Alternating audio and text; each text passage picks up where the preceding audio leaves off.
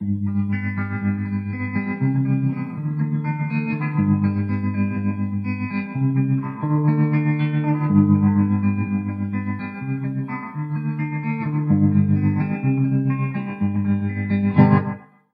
everyone, you are listening to Verdon Interviews, episode number 2, with your host, Ken Verdon. For today's guests, we have Joe Magestro and Brian Edward of Mythicist Milwaukee, a group based in Milwaukee, Wisconsin, that focuses on studying Mythicist positions and the parallels they have between ancient civilizations' beliefs and modern religious practices. Joe Magestro is a board member of Mythicist Milwaukee that helps manage local socials and secular conferences and helps create marketing campaigns. Joe has a history within the secular community by formerly acting as a Secular Student Alliance president at the University of Wisconsin-Whitewater and being the co-host of the former Atheist Community of Milwaukee podcast. Joe is the author of Ask an Atheist, What You Should Know When Discussing Religion and God, and enjoys performing as a drummer for his band, Astro Sebastro, and teaching percussion at his local high school. Joe is also a former Catholic and member of a Christian cult organization, Iglesia Ni Cristo, whom he will be talking more about in the coming discussion. Brian Edward is a director at Mythicist Milwaukee who was originally raised Roman Catholic but now considers himself a skeptic of strict orthodoxy. Brian aims to puncture bubbles of orthodoxy by promoting civil discourse between those holding different opinions using tools such as the Myth-Informed podcast he runs. Joe, Brian, and I will be having a discussion on secular spirituality and talking about the differences between the supernatural and the scientifically unknown. We also hope to touch upon religious dogmatism and cult thinking and how it may appear within society. I hope that this discussion will dissipate the divides of misunderstanding between theists and atheists, as well as bring new perspectives on the blurred definition of what spirituality really means to each of us.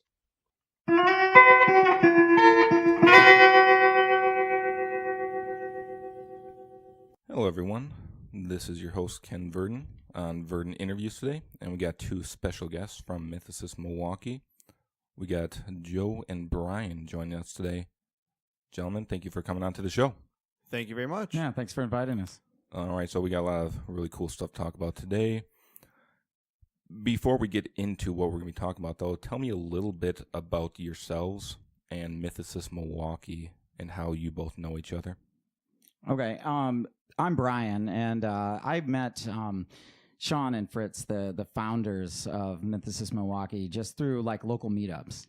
And it's a good place to make friends. You know, I had dates through Match.com, but how do you make friends? So really, you had to get into something that you were liking. And I had just recently been YouTubing a ton of Christopher Hitchens through Thunderfoot and Arn Ra and others. And quickly, I kind of became an atheist. After reading the Mythicist argument, you know, I felt like ridiculously free. Almost like, wow, you know, how do you get this? I didn't want to be that free. So really, I wanted to talk about this with other people rather than, you know, yelling at the YouTube screen. So I met them, and then we became involved. And rather than kind of having just a social discussion group, Sean and I, after going to the Apostacon, decided that we wanted to make conferences ourselves. So that's how Mythicist Milwaukee, just kind of the ethos is, you know, I guess some people call that activism, but really it's organizing conferences and building the community that way. And I met Joe through some of our efforts to either conferences, and I can't really remember how we met. It was either at one of the conferences Tuesday. I can't remember the first time. I think it was actually, this was from, so long story short, hi, I'm Joe, by the way. So I actually went to University of Wisconsin-Whitewater, like Ken here. When I first started going to UW-Whitewater, I was a Christian, but then after a while, I actually did become an atheist, kind of like Brian, where I just started diving headfirst in all these videos and books and stuff like that. So I eventually I became associated with the Secular Student Alliance at University of Wisconsin-Whitewater. I ended up becoming president of the Secular Student Alliance there. And that's when we started collaborating with Mythicist Milwaukee. So once we started doing that, I met Sean, Fritz, and then eventually Brian. Yeah. And then, man, the rest is history. You described it perfectly. Yeah, no, now I do remember. We went to Whitewater where you were still president and presented it. You organized a small conference and Sean and Fritz presented at that. Yep. Right. So that's good. So I was also raised religious, so I was kind of heavily Catholic. Joe can tell his story, and really I was making fun of like creationism. That's what got me to atheism. as a Catholic, you're allowed to believe in evolution. So it was the one thing I felt like I could pick on without, being an apostate to my faith. But I didn't realize that this would lead me on the atheist YouTube circuit, and then kind of became one of the directors in Mythicist Milwaukee, and we just continue to meet a lot of people, talk about a lot of things. I've met more interesting people and probably had more substantive discussions like in this group than I had before. Yeah, definitely. I think you definitely reflect, Brian, the way many people do lead up to atheism, or at least somewhere around it too, where, especially as we would know that back in the late 2000s, there's a lot of discussion happening on, especially the topic of creationism, where that was one of the big more forefronts for many new atheists that were discussing these topics too, and just realizing a lot of the absurdity that came along with it. So it's definitely very interesting to hear that you guys kind of went down like a similar path with that way too, and even my appreciation for Mythicist Milwaukee. It's a very unique group too, and just your ways of discussing myths and tackling all those things too. It's something that even outside of Wisconsin, I don't see many organizations that are really similar to yours, or you present a lot of interesting new perspectives and ideas. Well, I think a lot with Mythicist Milwaukee is, I think a lot of secular groups try to do this, but some do fall short, where they'll try to be an educational style group, but then they just become some kind of homogenous, we'll say a little bubble of, we'll say, atheists, agnostics, or whoever just don't want to deal with religious people anymore. At we really do try at becoming a very fair, neutral, educational environment, or try building an educational environment for our members and for anyone who just wants to learn about something new, like myths or whatever it may be. So we focus every single thing around how can we educate ourselves, how can we educate the public, and what can we do next to just further teach someone else that they don't know already. But yes. But I echo, I just have something to add to what Joe's saying. And Mythicist Milwaukee is a very difficult group to describe. People will say that. One, a lot of people don't know the mythicist word, what that means. But rather, the group itself is wildly diverse, not ethnically as well as, men and women, but diversity of thought. There's a whole lot of folks that are in there, people describing those different ways. Some hardcore atheists, some not. A handful of theists that are just very open-minded, that will say, I believe in the God of the Bible, but I enjoy this explanation. I've learned a lot from them too. So really, it's really hard to be in a bubble at if you're talking to everyone is disagreeing on something. That seems like the only thread is we all like free inquiry. And I think that is what makes us special, at least for the most part, from other secular groups, or from just any, we'll say, church as well, where it's all about nothing's off the table. At least we try to make sure nothing is off the table. So when it comes to, we'll say, religion and God, we may be on the same page with that, but so what? As far as atheists are concerned, we agree on one thing, maybe at that. We can disagree on every single thing from there, but that's what people tend to leave it off as. I don't care if I agree with Brian on one topic. I care about, what else can we dive into? What else can we learn about?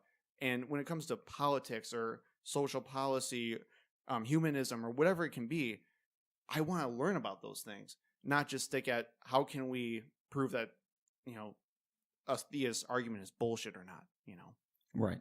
Yeah, I think that's the one thing I definitely respect about you guys' group too, is that you're very, not just educational, but when it comes to many of these topics, you create a sense of community around it too, open to anyone that's willing to just hear you out or listen to it too, and to where you can be honest about discussion, but not be purposely offensive too, at least unwillingly offensive.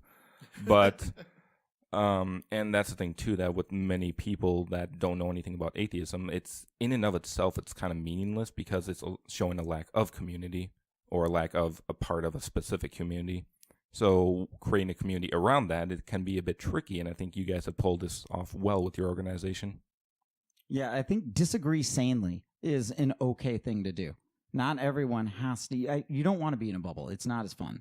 It's more fun to have respect for somebody, and then when they challenge your view, you they're coming from an honest place. So then you can think, well, maybe if you approach things with humility and think, I could be wrong, then you're okay. And I think that the culture of the group does that.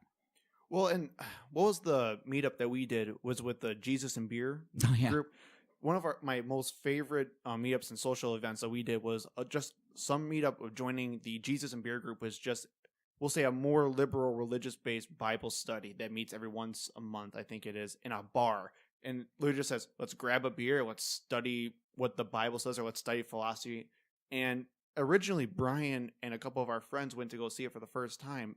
And these guys are so freaking awesome that we actually had an official meetup with all of our members and all of their members. And it was like the coolest discussion ever. Everyone was open-minded, and I don't know, what do you think? We combined the group. So we called it the mashup, which was kind of cool. Oh, yeah. So we had the MM group, and again, where our group is like 90%, let's say, agnostic, atheist, skeptic, and maybe 10% religious, or people who are, spiritual or describe themselves that way. And theirs would have been in the opposite. There was a handful of people there that considered themselves agnostic. But for the most part, they wanted to find a way to not follow Scripture literally, but yet still believe in God and would talk about these things. So when we combined the groups, it was far too big. There was almost 40 people there for one single table. So we broke up into like 6 tables, but we made sure that the groups were split evenly as best we could. There was actually more of us than there were of them. So we had at least 2 or 3 of their group in each one of ours. I thought it was awesome. It was probably the most friendly and most productive way I've ever heard someone discuss religion before that disagreed. So and both, they liked it too. I think the upside was everyone was happy. Let's do it again, which we probably should do. Yes. Yeah, definitely agree too. Just by the nature of theism and non-theism, it's hard to make those two mesh together in a comfortable environment too. So approaching this way too, especially with, in my opinion, in our country and just really anywhere, it's really hard to find these kind of happenings where theists and non-theists can get together, honestly talk about their opinions on these things, and really just have a good time and feel comfortable and like they're friends with one another, not just debating to win it or to win the argument for the day. Yeah, I feel like it's okay to walk away and not disagree. What sucks is when you walk away and you feel hurt, or wow, that person really didn't like me, they think I'm immoral, or something like that, or have the other person think that of you. And that's what's cool. I didn't feel any of that. No, not at all. It was all about, we may disagree at the end of the day, but you're still a freaking awesome person. Yeah, you had more in common than you had opposed. Correct. Yeah, and that definitely separates let's say, using Christianity as an example, or just Christianity between a Christian. There's a difference where you can have these discussions and you can still agree with it, maybe the entire principle of Christianity, but you can still communicate effectively with the individuals or the groups. Correct. And I think you said it, Brian, where it was, you don't get this, or at least I don't get this with other people, like my own friends and my own family in my inner circle, where I try talking about religious topics and God and philosophy and science, and at the end of it, it's just they're getting mad at me because either I talk them into a corner or I'm more blunt than I think I am, and where I was probably talk to one of you guys and we wouldn't think anything of it, where they take it incredibly personal. So I think actually having these types of people and just putting them in an environment where you have to be challenged, don't come in here expecting to get offended, but just to learn something, that's where real learning can happen. That's what we aim for here. Right. And you have to kind of mince your words. As long as you're using your common courtesy, everything should go okay. And Joe and I, when we were at the Reason Rally, spent much of the time out kind of like selling some of our initiatives, like our movie that's coming up and some of our conferences, but along the way had many, many debates with believers there that were protesting. And I found a lot of diversity between the protesters, some that were brutal, and it was very difficult to come out of those conversations with any good feelings. And then the woman where we broke it down after 10 minutes to, I kept pushing separation of church and state, and when I actually said it, she goes, "Well, I believe in that." And I said, "Well, debate over." That we should, that's a piece of common ground that we can share, and let's have a beer now, because the rest of the debate to me is substantive. Yeah, I think that there's a lot more commonality between these groups than most people might realize too, and you won't realize that until you just engage with discussion on these topics too.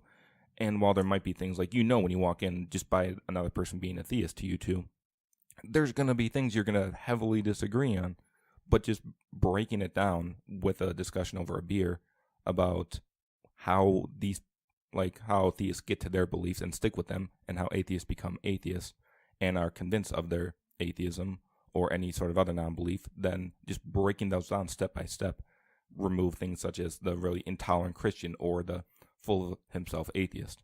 Yeah. Sometimes in strangers too, it can be easier. Like Joe says, it's difficult to do this at the family dinner table or, at the Christmas party or something. And I get that. And I think part of the reason is when you have objections, and rather than people take them at face value, they can immediately say, you're rejecting me. So even though Joe was, I'm certain, not doing that, it was the same with my father. He said, well, this was the religion of my father. So now I'm the son. So if I reject that, it's very, very important to say, I'm not rejecting you. And that becomes critical. So sometimes having strangers do it, it's easier, but then again, you don't know each other. So it's very important to be civil. And I think a lot of it comes down to you can't stereotype people either. Where even you were talking about how we were engaging with the protesters at Reason Rally, which was so much fun. It was. It was a really good time, Ken. You missed a fun time. But I digress. So even then, we had people who were literally just saying, I don't know, I just haven't thought about these questions before. I just wanted to show you where I came from and show you the love that I felt for other people. In their opinion was through Jesus. And then you even had, literally right next to him were those couple of guys, I don't know if you remember, Brian. They were hardcore. Who were so hardcore. Brian got them to say that they would willingly would rape and murder people if they didn't have the Bible in their hands. Brian had to take a couple steps back, like, whoa. Yeah, it was that, I said, okay, what happens if you're right? And then I said, well, what I have to do now is get familiar with the Bible. I'm going to have to do all the prescriptions that Christianity tells me to do to make sure I avoid hell and get in heaven. But I said, what would you do if I'm right? I said, would you really rape and murder and kill if you knew for sure that there wasn't a God? And he goes, why wouldn't I? I like women. Why wouldn't I? And whoa. And Joe and I took a step back, both of us. And then we at that point, you got to disengage. And three people were walking by and they apologized for him, saying that was awful. And yeah, at that point, there's no real common ground there. Whereas the other woman, that was tons. I thought. Well, even look at, who was it? Not Kent Hovind. No, is it? No, Eric Hovind. So we got to talk to Eric Hovind too, and I mean he's perceived as this horrible guy that's deceiving everywhere. Which I mean I heavily disagree with him. So do not think I'm giving Eric Hovind an excuse here. But when we got to talk to Eric Hovind, very nice guy. I mean we just heavily disagree with him. So even then, just trying not to stereotype and just talking to people and figuring out where they come from themselves and not from caricatures from other people. Yeah, I think that it was difficult to find some common ground with Eric Hovind, but it was actually a pleasant conversation. I never felt like he was attacking me. He was definitely, and Joe, he was trying to turn us around in our argument. You could see how he was trying to play chess. But I think we did end up on just like a tiny piece of common ground, but I didn't find it like negative. It was a positive experience. Correct. Yeah, you can definitely have civil conversations even with the people you disagree with the most too, and even though you might feel like you're two cats facing off against each other, always ready to pounce in a verbal debate, but you can still talk respectively too.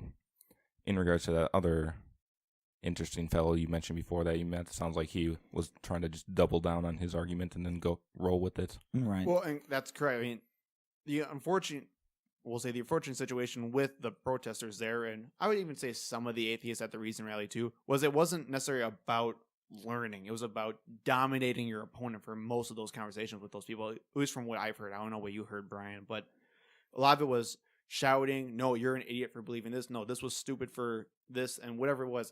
It wasn't actually, what do you have to say? I want to learn from your experience, and then I'll counter with what I have to say. It was always, let me tell you exactly why I think you're stupid.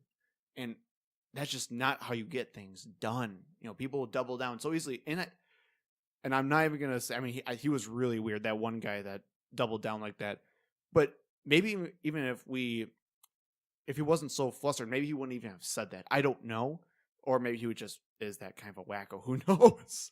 But it's all about how you approach the conversation and what you really, not what you say, but how you say it type of deal.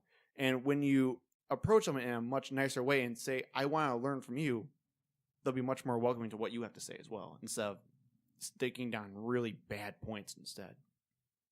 Yeah, I definitely agree too that whenever approaching these situations, that really just standing your ground on topics that you know for sure to be at least factual, even if some of them aren't sure, be willing to be open-minded to those other areas to express too, and just keeping an open mind, then that's the easiest way to have a fluid conversation between these topics. Correct. Yeah, if your belief, and it doesn't matter what your belief is, but if that's central to your being, if you feel like my belief in X is what makes me a good person or makes me a better person, that's going to be a lot harder to challenge. And I think that's where that guy was. Mm-hmm. I don't know. I think he mentioned something about he was born non-religious, became religious, and it sounded like there was a story there. So maybe, you know, the church got him out of some bad times. Now he's so connected to it that he has to double down. And would he have really raped some? I don't think so. But when you hold it that belief, then you do start to attack, and we have to be careful. It was just a really weird thing for him to say. Yeah, it did not. It was pretty ugly. So. Yeah, and yeah, you definitely have a lot of good points there too, and some. Yeah, it's just some very committed people you meet sometimes. But yeah, I'd definitely like to shift this conversation more towards our main topics for today, now that we have a better understanding of you. That was a fun intro. Yeah, a lot of interesting experiences over at Reason Rally you guys have certainly had. I'm sure more to come too. But yeah, for today, the first thing I want to talk about, because we're going to be getting a lot into the supernatural and some of the core issues of belief and faith and things of that sort. And the first thing I wanted to bring up is the idea of secular spirituality. So I know I have my conception of what this means to me, and it's something that I think is starting to gain ground. I haven't heard too many people bring up this topic. I first learned about it through Sam Harris's book, Waking Up. That was a very interesting read. And so can you two gentlemen give me your thoughts on what secular spirituality even is? Well, all right, Brian. So I looked up the definition of spirituality. Are you ready? Yeah, I'm ready. Spirituality, by Google's definition, is the quality of being concerned with the human spirit or soul as opposed to material or physical things. What the heck does that mean? I mean, to me, it's sort of, you can live a happy life. You don't have to be material or wealthy to be happy. And you can be very you can be very wealthy and be very unhappy. So maybe they're getting at the numinous, I think, that they like to say, the ascetic, that joy in life, perhaps.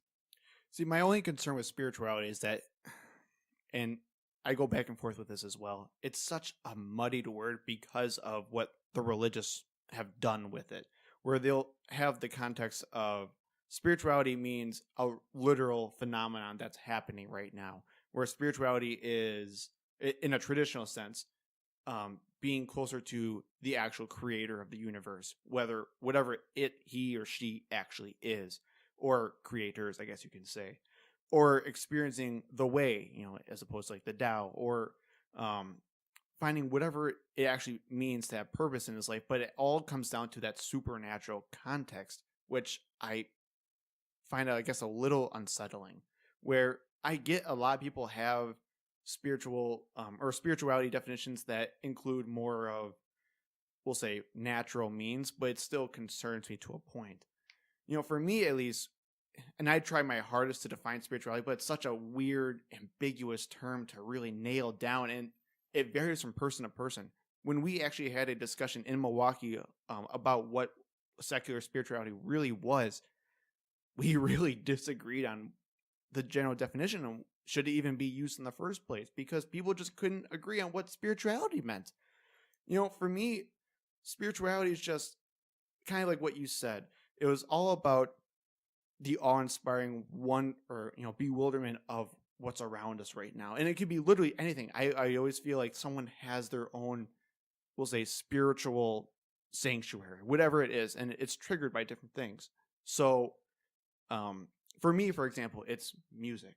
I love playing, I love listening to music, and nothing gets, we'll say, the chills run down my spine more than listening to a very moving or playing music. To me, that's my spiritual sanctuary. And I think that's the same exact feeling that people who are religious spiritual experiences have as well. But because of that, now we play this little, we'll say, no true Scotsman game with them, where they'll say, well, no, my spirituality is real, yours isn't, it's this other thing. And then we have to constantly argue about these semantic points anymore. So I don't know if there really is such a thing as secular spirituality, or if we should just do away with the term, or we should just fully accept it for what it is. I don't know. Yeah, it's a tough one, because I guess I reject all the supernatural claims. So I know it's something going inside my head, but you felt it. I felt that awe-inspiring thing at a football game, both in victory and in defeat, right? When you feel like you've connected with that person next to you because you've shared those emotions. And it's like you know what you're thinking without talking. That's a spiritual experience. After our first conference, too, I'm invited. I had the after party at my house, which may or may not have been a mistake, but I'm inviting a heck of a lot of strangers in, and I just the joy, the feeling in that the conference room as well as in the after party was as close. I remember saying, if I've had a spiritual experience, this is it. It just felt good. Once at 16 years old, we went on a Catholic retreat. I felt it too, but that was because I was kind of the nerd. But in this group, I wasn't, and I was making friends. And to me, I thought that was a miracle. I could have absolutely thought that's supernatural, but it was just joy. Yeah, I think you both bring up two very good points on this topic about, first of all, how with spirituality, there really is a different definition for every person because it's such a non-word almost. It really is meaningless, but it brings so much meaning to people. Or it's something almost as straightforward as saying, what is life, and how everyone will give you different answers for that too. And secondly, how it does seem that religion, broadly speaking here, has essentially monopolized the word for themselves. And I'll hear instances where people that are of theists or religious to some extent will say that someone that's non-religious or even not part of my specific religion cannot have these experiences. And then you get a lot of back and forth arguing about someone trying to justify that their spiritual experience was spiritual enough for the other person. Well, and that's what makes me so upset. Like, if anything ever, we'll say, triggers me when I talk to someone who's religious, it's when they dismiss my experience. When I was religious, my spiritual experience was real. At least to me, it was. Now, I now understand why it was real, because it was a feeling. It wasn't actual real phenomenon that was happening, but my feeling was real. And when I'm told that my experience wasn't real, or I had to do this or that to make sure I had the, we'll say, quote unquote, real experience, there's nothing I can do that would persuade them anymore, because how can I show them my experience was real? What do you mean when they're saying? Give me an example. So for example, I had someone tell me, or I had a Christian tell me, you'll never know what it's like to experience, you never know what it's like to experience what I have when I'm touched by God in church. And that frustrates the heck out of me, because of course I know what that feels like, because I experienced it, but two, like I said before, I now experience it through non-religious means. The way I can always describe what a spiritual experience is just when you have that chill go up your spine. That's the only way I can even realize I'm having a spiritual experience, that transcendence of the mind, I guess you can say. Like, holy crap, something's happening right now and I don't know how to handle this. And I've been able to see that just by gazing up at the stars or looking at this incredibly complex topic, finding community with people that I never thought I would share it with, overcoming an obstacle, whatever it is. I've felt that before. And for someone to say that our experience, just because it was through non-religious means, is ridiculous to me. So they were even rejecting your religious experience, saying, because you didn't do it in the right way, you weren't actually touched by God, so you still don't know what it's like over here. Correct. Okay. Yeah, and it doesn't surprise me, too, that many people, especially have certain beliefs, like, let's say, Christianity or Islam, that with their beliefs that their God is the embodiment and everything that is love and good things. So if you do not believe, then it is literally impossible for you to have a spiritual experience, because it's something that's either deceiving, if you want to be more, it alters the experience. I mean, the Islamic State symbol of the number 1 that you see signifies the one God. Correct. Right, to make sure that you don't believe it's a trinity or anything like that. Well, it's a cognitive dissonance issue where you literally just said, God is literally the embodiment of everything pure and good in life. So if you have, by definition, that means if you experienced anything great, it's because of God. But when someone else comes up and tells you, I had just experienced the same thing you did without that, that sends off red flags everywhere from their main concern. And they have to find either a way to either dismiss it or accept it. But if they accept it, that means they have to dismiss their general or their previous conclusions. And typically that means they have to dismiss the incoming stuff, the incoming data. Right. Yeah. I mean, it's the same way you can say that your prayer doesn't count if you're not doing the right things. Right. This is why, like, a woman who's menstruating is not allowed in the mosque, because it will ruin everyone's prayer. Mm-hmm. If you're a fundamentalist, this isn't, in the hardcore versions, and that you see this in Christianity too. It doesn't count. You're singing songs of praise doesn't count if there's a musical instrument. It has to be a cappella. Or at least an organ. Right. You'll get all of these things. And right, I think that's because these are all designed, I think, to do exactly what you're saying, to remove that cognitive dissonance. If you do it our way, and now that's just your community, yeah, you'll feel it. Join us. Well, and it's absolutely amazing where, and we'll talk probably about my experience growing up in the church later, but I grew up in a Catholic, but then I actually converted to a very fundamentalist Christian cult later on in my life. And when I was going through that, there was this huge tension between my family and this new church community that I was having. And it became this huge spiritual struggle for me as well. And I prayed and prayed and prayed as earnestly as I could, but nothing was happening. So I asked both sides, why aren't my answers being answered? Or why are my prayers being answered? And they literally both said, well, it's because you're not doing it correctly. So then I would literally do what they did. Nothing would happen. And then I go to their side and say, well, yeah, obviously, because that's not correct. You're not doing it right. So then I go back to their side again. Well, you're not doing it right. You have to go back to their side. And they would just constantly go back and forth with each other, where I eventually had to start telling them, I'm going in circles right now because you guys keep telling me what to do and nothing's working. And it wouldn't matter, because it was always what I know is right and what they know is wrong, even though they can't show it. Yeah, that's really something else, and I guess you could make the argument you don't have enough faith, but then you're probably, I'm just imagining what you're thinking, like, am I even doing it the right way? I wish I could just forget about this other way for a while. Correct. Like, is that where you were like, wow, that's a head game. And it was so weird where both sides were literally telling me, you're being deceived by the other side, but then would proceed to be dismissed or guessed by the former, and then I would have no idea what to do. So it's kind of odd where you have, we'll say both sides we'll say at least 100% confidence in what they're saying, but they have absolutely no basis of why they're saying it. And I think this is where we have issues when it comes to things like spirituality, prayer, faith, or even more nuanced things like what the heck is God to begin with, because we can just make it our own. And when you have people making it their own, I guess from a personal standpoint, that's fine. You can have it if it's your own way of living. But now you're trying to tell other people how to do it based on nothing. Yeah. And I think sanctity is where you run right into it. That you can't deviate, you're going to wreck it. And loyalty. I think that's part of it too, that when you're got to be loyal to the group, right? And if you're a football team fan, you can't be a Packers and a Bears fan.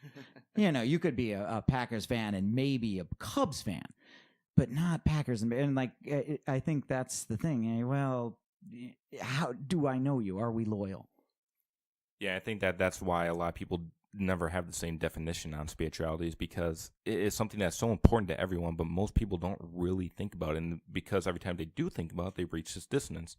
And they don't know how to respond to that too without majorly changing up core values in their life. So it's just more one of those things of, along with faith, that some people might have of explaining faith to me besides just believe in it. It's hard, and because the words themselves are such non-meaning words, it's really hard to justify it, though. So that's where you just come down to the repetitiveness of saying just believe, or you just got to believe that this experience was real. Well, even from a secular perspective, talking about that discussion we had on secular spirituality a while ago, we spent literally hours trying to define what spirituality is until someone went, and they were all going, well, what is it? Is it awe? Is it bewilderment? Is it this incredible feeling that you get? And someone at the end just went, well, if that's what it is, just call it that. If you're experiencing awe, just say you're experiencing awe. If you're bewildered by whatever it may be, just say that. Why are you trying to attach these weird definitions to this non-word that's going to end up being useless and be, I guess you could say, miscommunicated or misunderstood by your listeners who's saying it anyway? Yeah, maybe you want to feel it. You know, those I've heard at funerals that you smell the roses. You know, when the flowers there, none of them are actually roses, and people will smell that, and that's it. Roses in the sign of like a martyr, and that you're going to heaven, and that you are very, very virtuous. I mean, I've kind of wanted to smell that myself. I wanted to believe that it was true, even if I couldn't. That maybe just my nose isn't good enough. Yeah, I'd definitely say too that with a lot of these words, they hold such importance is because they can so easily be interchanged. But once they're interchanged, they lose their significance. Or, like you said too, with using certain words, that it's, why not to say awe or inspired instead? And if you use that, then it has a non-religious or a non-Christian connotation to it too. And then that'd be almost admitting that other people that, let's say, aren't Christian or non-believers could also share those same experiences, which, once again, we're back to cognitive dissonance. Yeah, and it just seems like you being loyal to God, it seems like a good thing, right? I mean, we have to be loyal to the nation to a certain degree, right? But, the United States could do bad things. It's not by definition a perfect entity. So this longing for something like that, I think spirituality, even if you don't believe in God, you can be, the spiritual but not religious. You long for some sort of perfection, even if you can't define it. And I think you can feel it because you're holding that. You feel like your belief in that and going for that makes you a better person. That I think that's what you're getting. And I think a lot of it too does come. Let me think here. Sorry, I just saw Sam Harris on my scripts, and I immediately went to, how we define spirituality. And I guess we can talk about it's something happens in the mind, or at least we'll say transcendence in the mind, or the mind is just overwhelmed, or whatever it may be. And I remember Sam Harris talking a while ago about the effects of drugs and how it would alter the brain state, and how does that affect someone's spirituality. And I don't know. I mean, would we say if someone's experience is therefore altered by something natural, would you still call that transcendent or spiritual, even though some of the most, we'll say, transcendent experiences have been defined by using drugs like LSD? I don't know. Right. I mean, obviously that a religious person is going to say, well, that's just a reaction in your brain. Right. But can it be? Now it's weird. And I think going along with like this loyalty and sanctity is disgust. That the concept of the devil, I think, is it makes sense in that you can't really be loyal to something else unless you're disgusted by its opposite. And I think that we're seeing that more. Like this could be like the origin of like why you shouldn't eat shellfish or some of these dumb laws that you create a disgust of something just to do it, to have your tribe. And now I don't know, this is all blending into politics, but I think disgust and loyalty they go together. I don't think you can have one without the other. Yeah, I certainly agree with that too. And it does, like, when you understand it from that perspective, like you're bringing up, you can really understand why some of these really weird, like the shellfish thing. I never understood that. But at the time where there might just be some crazy connotation of shellfish, I'm just bullshitting here, but shellfish might have a relationship to a certain type of law of the land, or something that wasn't healthy to do, or maybe like, let's say just being gay in general too. A better example here is someone that's gay might have more likely to spread STDs back in the day, or just not having sex would prevent STDs or any unwanted pregnancy. So you can kind of make those connotations of why those are good things during that time period to be against or not applaud those activities. And where nowadays times have changed. So with the medical and just our practices of doing these activities in a safer way, so it doesn't make sense. But in the religious text, because it's been cemented, it does still make sense. Yeah, I think that, your body is your temple. And now with the amount of science that we know, and you say, well, we've got to give you a little bit of salt because you're hypotonic or something. That's fine, okay, just make me right, doc. But back before you know any of this, like, I think there has to be things that are bad for you, like that's disgusting, even though you have no clue, even though somebody over there does it. I think everything like sexual disgust and certain things, I think everything, it's what you do with your body is now core. Are you kind of talking something along the lines of like, we don't travel there, we don't go to the forbidden place or whatever it is, even if we don't know why, we just know bad things have happened, therefore we just, out of pure safety, we just have to keep it as a communal, we'll say, disgust, I guess you can say, as you said before. Or maybe, or that it just evolves that way, and then you have to have something. I mean, we don't, in Asia, they'll eat insects, right? We really don't here. And you immediately will think, that's disgusting. I'm going to put that into my mouth. That seems different than, say, touching something or even thinking about it. And I think sometimes like these bizarre things come up from that spirituality is literally here in your body. Now we look at the body as, a machine and of sorts, and now spirituality is out here, in the ether somewhere. So you're talking more about taboo subjects and taboo. Yeah. Okay. And that makes much more sense than where I was trying to go. But no, I think I completely agree with that too, because one, we're naturally afraid of what we don't already know. That's the big thing. And when you add where there's possible harm, or you've seen people be harmed by something before, you're much less likely to try it. Or I guess you can say, if you were told as such. So for example, with homosexuality, if you're told that if you're gay, you're going to hell your entire life, you're going to have just an abnormal fear about it. And now you have a communal sense of safety and urgency and just overall fear of something they have no idea of what it actually is. Mm-hmm. And I think if you're going to kind of get through to the devout religious believer, you're going to have to understand a few of these things that are taught. You're going to have to say, I get why you feel disgusted about homosexuality. And that's tough to say if you are very pro gay rights. But in order to empathize with that and try to deal with that, like say, give them, say, it's okay. You could even say, I was once was, or I know somebody that's a good person that also was. I think you have to get there because you're up against a foundational value that they believe makes them a better person. You can't pull the rug out from under them. Well, and that's exactly what I do, especially when it comes to religion and politics. I always say, I was in that situation. That's why I'm so against it today, because I see the mindset of what I used to do now from the outside, where things that I thought were no big deal are, yes, actually a big deal now when you actually think about it. But at the time, it made no sense to me, and I didn't care.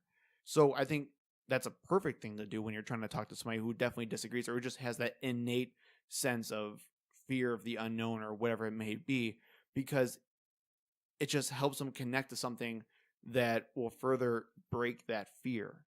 When instead of doing it alone, where you would say, I have no one else to guide me on this journey of whatever it may be, now they have someone who they can relate to and ask questions about and just overcome an obstacle, not alone, but as a group with someone else. Yeah. And even asking them, saying one of the things, what does homophobia give this community? Well, I mean, a certain sense of cohesiveness.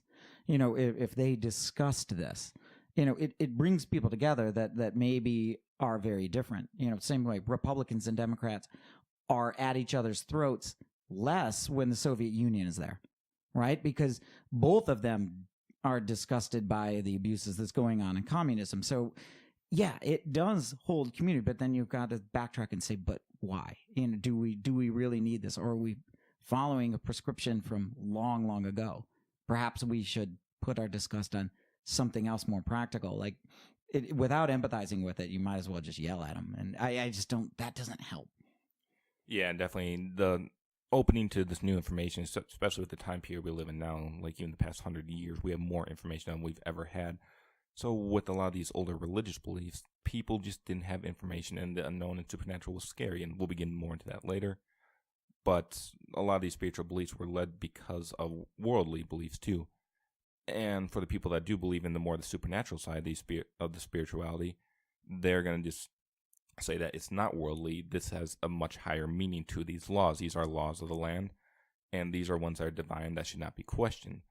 So before we get into the supernatural, I'd like to just help us transition into there by discussing more between the differences of atheistic and supernatural view of spirituality and what a secular spirituality is. Because even a lot of people that, let's say, middle of the road, are agnostic or even atheists, and really anyone, can still be easily confused by the differences of these things, or where one crosses into the other's territory.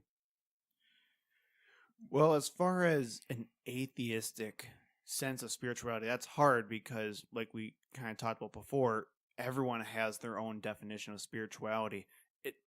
There is no, at least in my opinion, there's no such thing as an atheistic spirituality, because there's just what people think spirituality is. Now, we kind of determined that most secular people tend to define spirituality as something natural that happens. Even though if it's awe-inspiring, it's still natural at the end of the day. But I bet you $5 we can find someone pretty easily who would, who is even an atheist and would say, nope, spirituality is definitely something that's supernatural.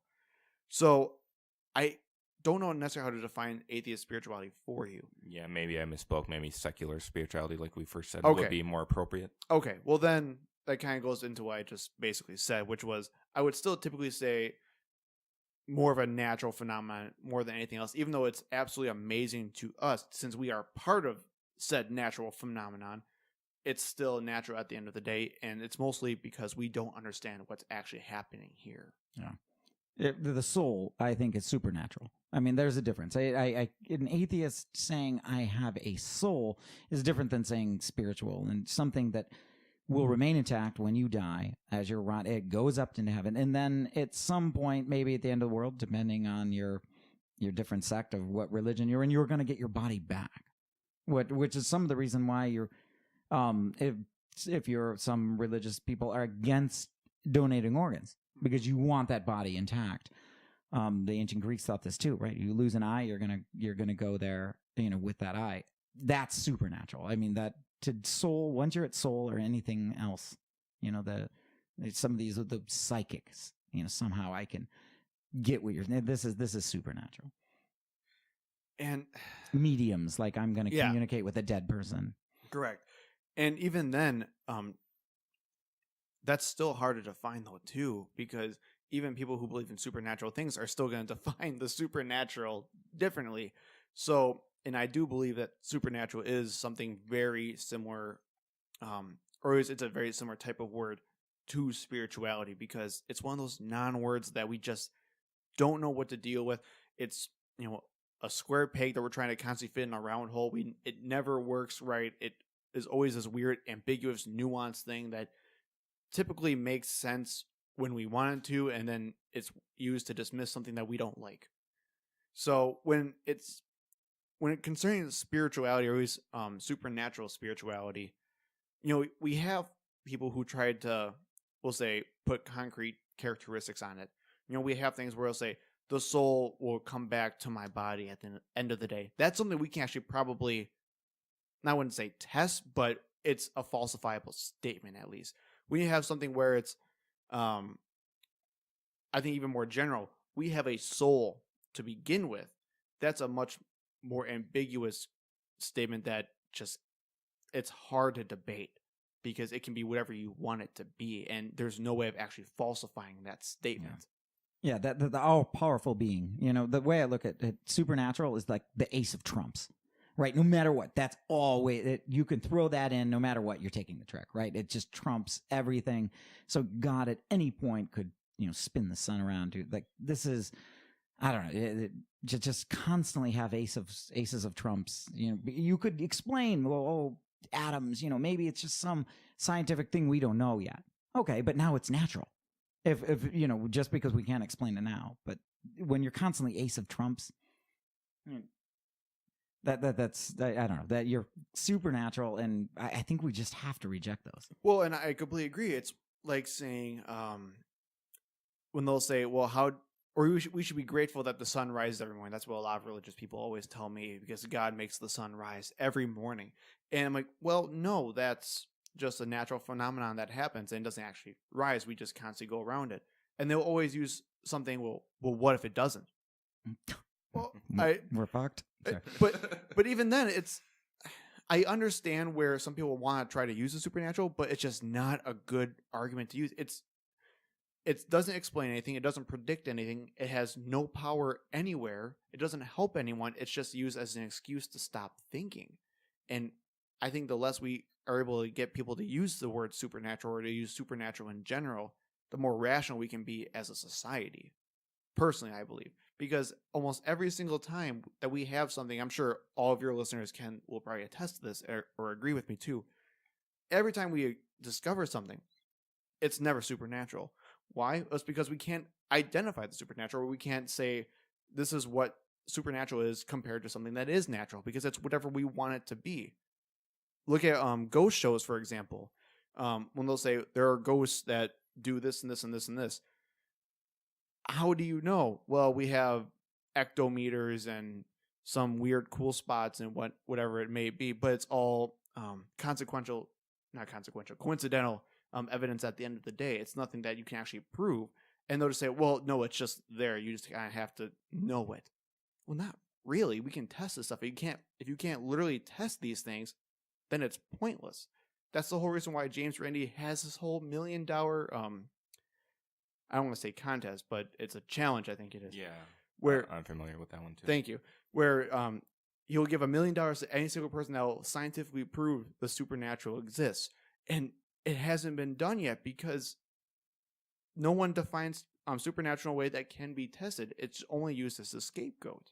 Yeah, it can block thinking, no doubt. But I think the allure is it's cool. It is really cool. And if you're like a ghost hunter, and to think, man, I got close. Weird stuff was going on. Look at this. Look at all my evidence. Look at my EMP meter or whatever that is.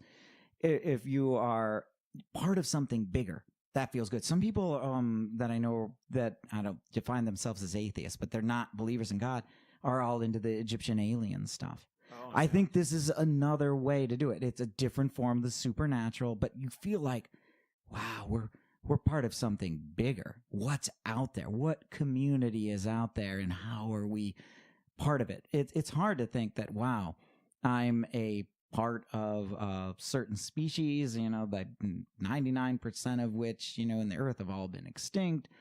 What's the meaning of life? I think you could slip into depression without that numinous. And I think that's why some people like to hang to it. Well, I think that's because supernatural is all based around the unknown. And talking about the scientifically unknown, that's where we'll say the magic happens. Because if you don't know it, then, well, you can say something's possible, but then people will say, well, anything's possible when you don't know what it could be.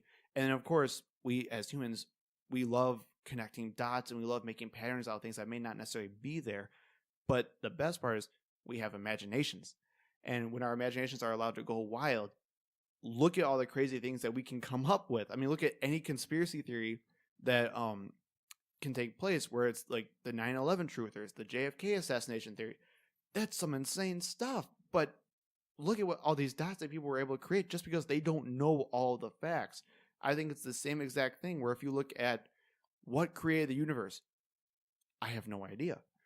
Well, and then immediately we have this almost obligation to hypothesize something at that moment, because we just have to have some kind of explanation, even if it's a bullshit one. We just have to have something there because it gives us a little bit of sense of safety.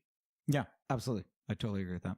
Yeah, and definitely the whole concept of the supernatural is a response to the unknown, because with a lot of these topics, there's something that's supernatural is always interesting. I agree with that too. Like I watch my ghost shows. I don't believe in any of it, but I still find it super fascinating, just fun to talk about and listen to, and almost create like an own like kind of a pseudoscience around how this would work if it was a reality. But the supernatural is something that, because the scientific method is constantly dissolving it, things are associated with being supernatural. And there still might be people that will cling on and actually believe things, like using ghosts again. And they'll still say, well, you can't prove it wrong, but then you can always throw back the Russell's teapot argument against that. But it's with the supernatural, with things that we still don't understand a lot about, like spirituality. We don't have another synonym for spirituality. It's the only word like itself that exists. So what we might be defining as secular spirituality, we might in like, let's say 10 years or so, have a completely different way of describing what we're attempting to try to make sense of here. But right now, what we're saying is still have a lot of non-meaning to it, but it gets us a little bit closer to just trying to get to an endpoint of what we're trying to describe, especially with the differences of secular or almost like it's scientific, like that. Even that itself doesn't make sense, spirituality. But it really expresses the difference between what is the supernatural and scientifically unknown, which I want to talk about next. Sure. And I want to get your guys' opinions on how you would distinguish between the differences, because I remember a peculiar case not too long ago for me where I have a friend that considers himself agnostic and he doesn't really believe in the majority of supernatural stuff.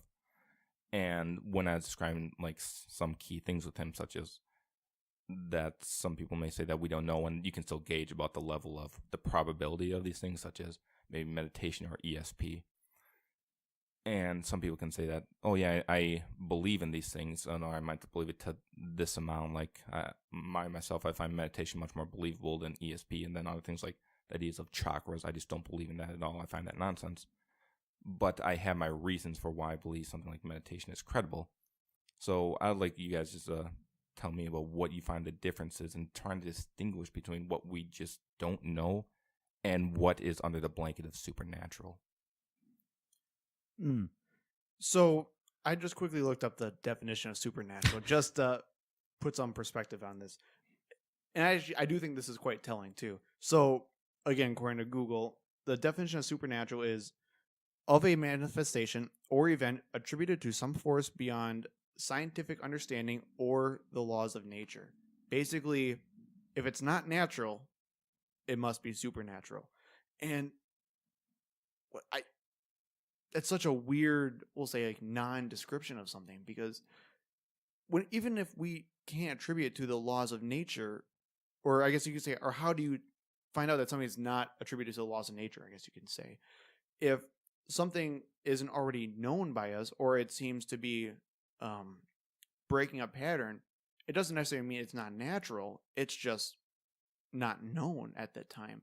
Where, heck, let's look at the idea of geocentrism and heliocentrism. The idea that the Earth was the center of the entire universe. That the idea of heliocentrism screwed up everyone's general idea of what was natural anymore. So, but just because they were wrong does not mean that it was actually some weird phenomenon that's outside of the laws of nature. So, I don't know. I don't know how to, personally, I don't know how to differentiate between the two, because I guess I just find supernatural as bunk. Yeah. The weird things. I mean, you looked at the stars. I'm sure that they noticed the stars doing the same thing every time. The planets wander around, right? The wanderers. And wow, that's significant. Wow, here comes a comet, right? These things are extraordinary. I got to believe that the supernatural gets started there because it's out of order. But you do see weird things. I mean, you can test for things like isotopes of carbon, right? Most carbon is carbon-12, but there's a little 13 and there's a little 14. But, if you were, that's just not obvious. So anything you can test for and really get at, but if there's not something that can falsify it, I guess you're looking at the unknown. Well, and I think Lawrence Krauss was the one that started talking about we have the scientific method designed this way for a reason, because all of our scientific discoveries typically come from something that goes against all of our previous instincts. That's the point of it, because science itself sounds insane until you can prove it. So the idea of, we'll say, I don't know, heck, evolution, for example. The idea of us coming from these common ancestors that looked literally nothing like us, that sounds insane if you don't think about it too much. But when you start diving deeper into it, you can start seeing patterns. So the idea, I mean, and that's, heck, I mean, creationists still call evolution as like secular magic anyway. So I guess you can call it like the secular supernatural from their perspective. But we're able to actually figure out what it is. And just because it wasn't known at the time doesn't mean we're making it up. It's all about, can we look further into these issues and find out something that just made no sense to us prior? Yeah, and other pieces like quantum mechanics. I'll often hear, the religion. Well, your science could be, evolution could be disproved tomorrow in the same way that quantum mechanics disproved Newtonian physics. And no, that's incorrect. The Newtonian physics is not obsolete. It's just there's certain areas in which those laws don't apply, and on the quantum level, but they still very much apply in these other areas. So, yeah, evolution, there may be areas in which it doesn't apply as much, but you're not going to change it. So I think that there's so many people that don't kind of understand it. And when you do, though, it can be fascinating, but it's boring. And in some ways, to think that there's not something out there that can just trump everything. I mean, that there is a coolness to that.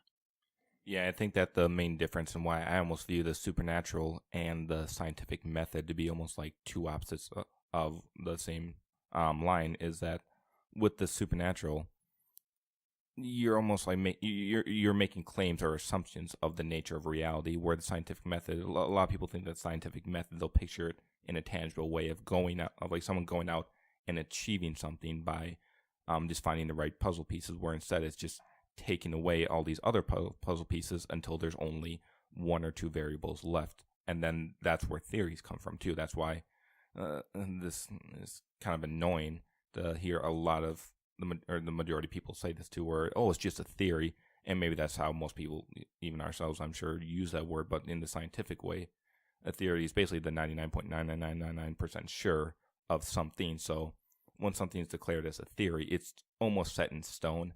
And like you said, Brian, it could always change tomorrow too. And on the scale of the supernatural versus the unknown, I think I almost see it's like a time-based factor, where if I use my mind powers right now and start lifting up the trees from the roots outside your house right now, that's something that would become scientific, because that's never happened before. I think it's safe to say we'll never see me or anyone else do that anytime soon.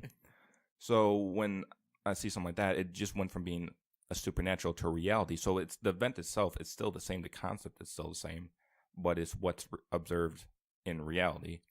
But yeah, you have to kind of live in that supernatural world. If you feel like, why is my glass of water staying on this table? Why is it not flying up in the air? And you could say, well, if you were a theist, God designed the laws so it would do that unless a force acts out on it. Or you could say, God wills that to stay there.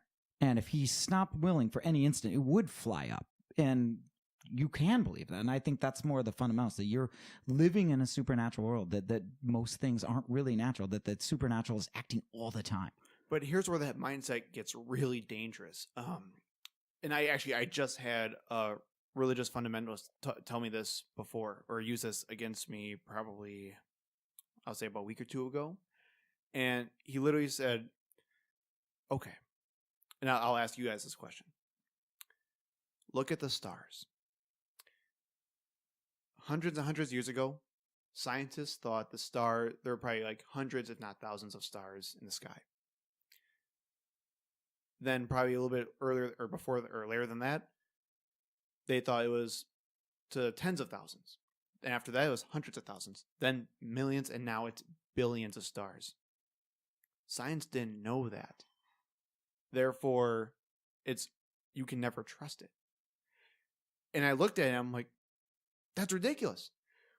When people try to use, I guess, the general concept of learning, of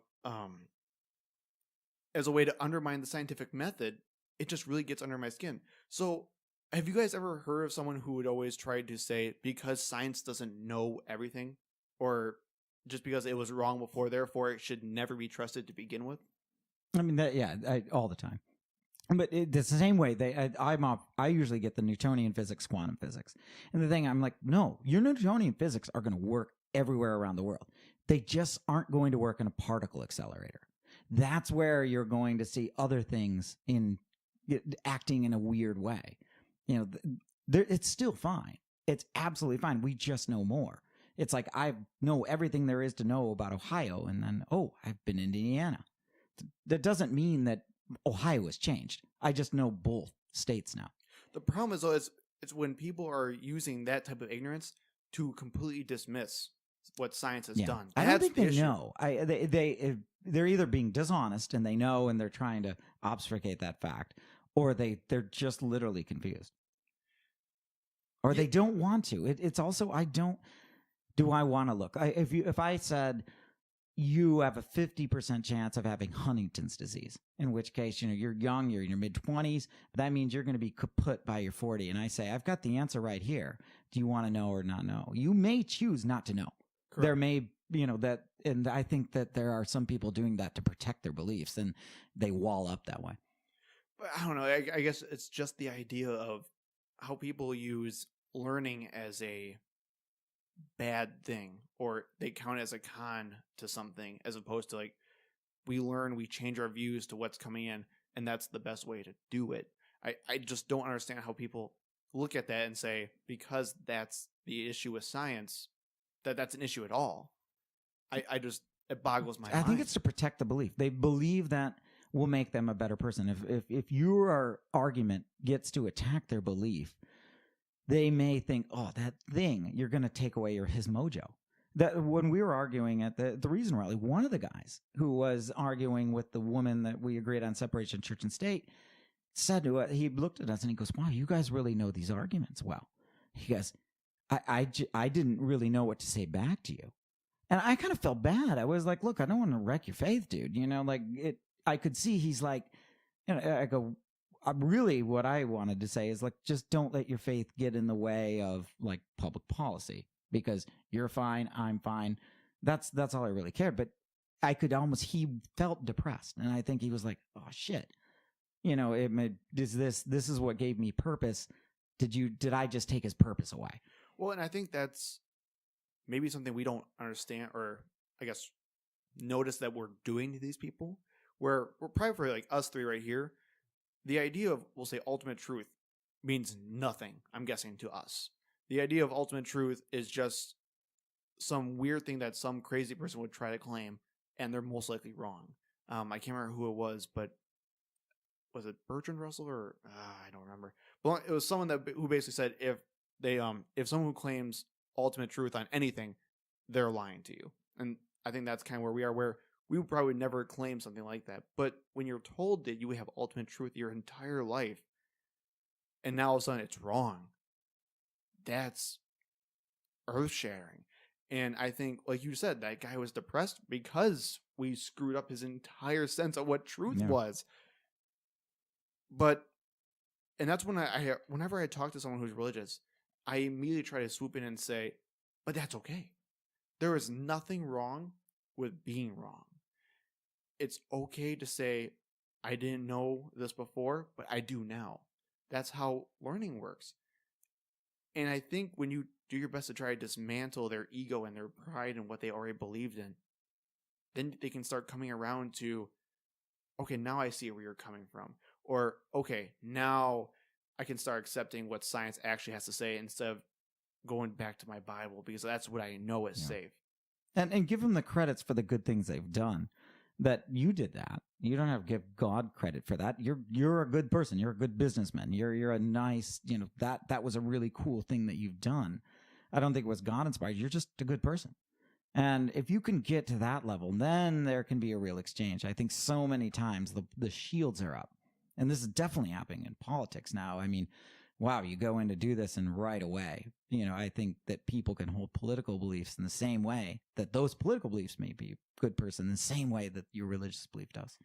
But I think that's not necessarily missing the point. But it's not exactly what we're talking about. Because I would say with science, there are definite demonstrable things that we can observe here with science, where when you have people discussing something nuanced like philosophy and politics and whatever it may be, you can have a discussion without coming to a right answer, because you can't basically argue about why 2 + 2 = 4. You can't do it. You just have to work the problem out and have you both look at it.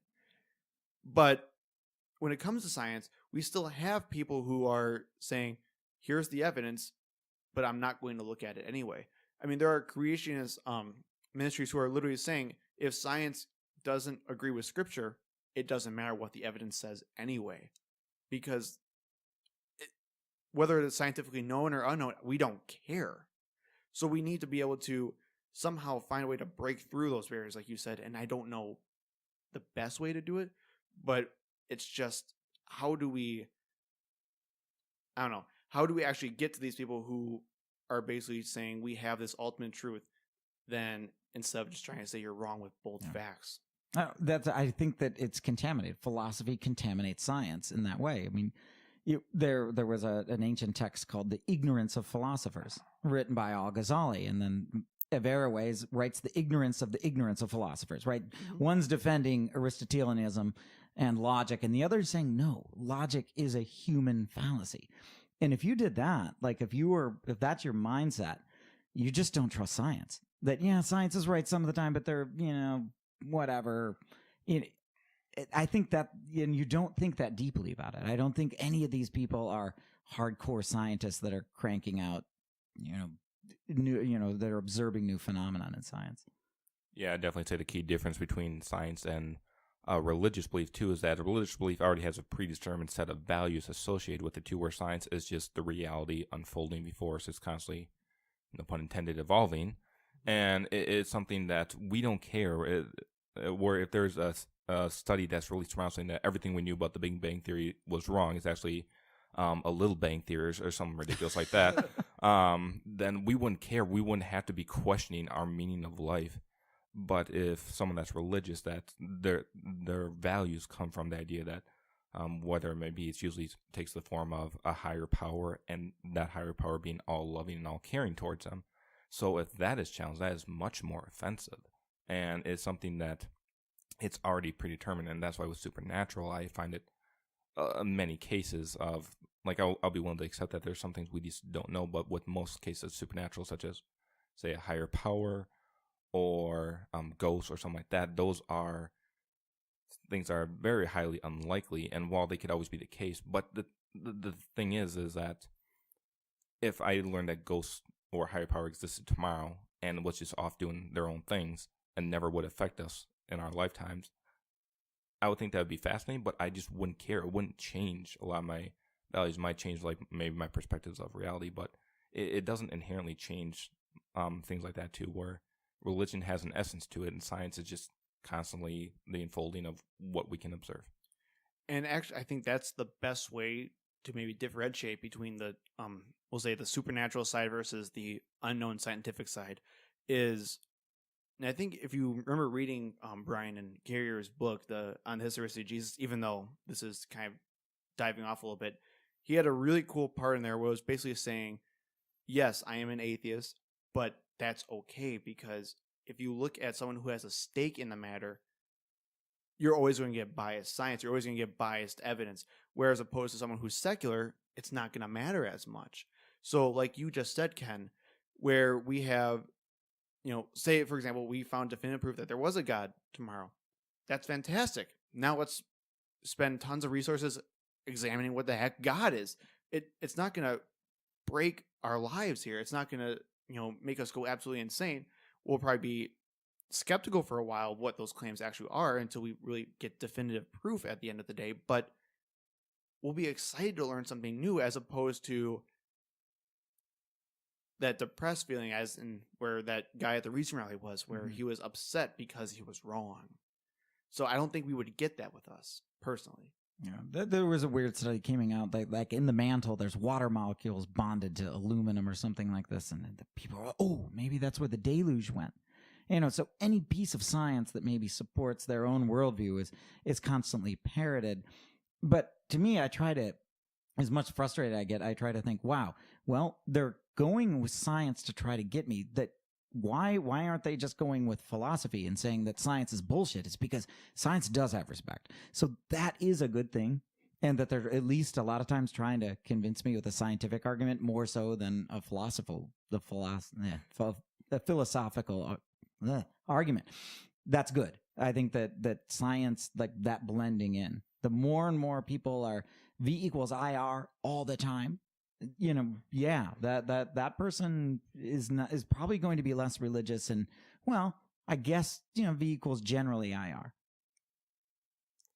Yeah, definitely, I agree too. It's really curious noticing this differences, I suppose, of philosophy, say, versus religion versus science. And with the way I approach my life too is that I always apply science, like the scientific method. Once again, that's just the way I like to say science, and applying to other things too. It's where, and there's a perfect opportunity for us to get into our last topic of this evening of bullshit and pseudoscience and what that might mean. And it can be really hard. Like, sometimes it's more obvious than others, but sometimes it can be really hard distinguishing something that seems very plausible or scientific, and it's either completely true or completely false, or sometimes somewhere in the middle there.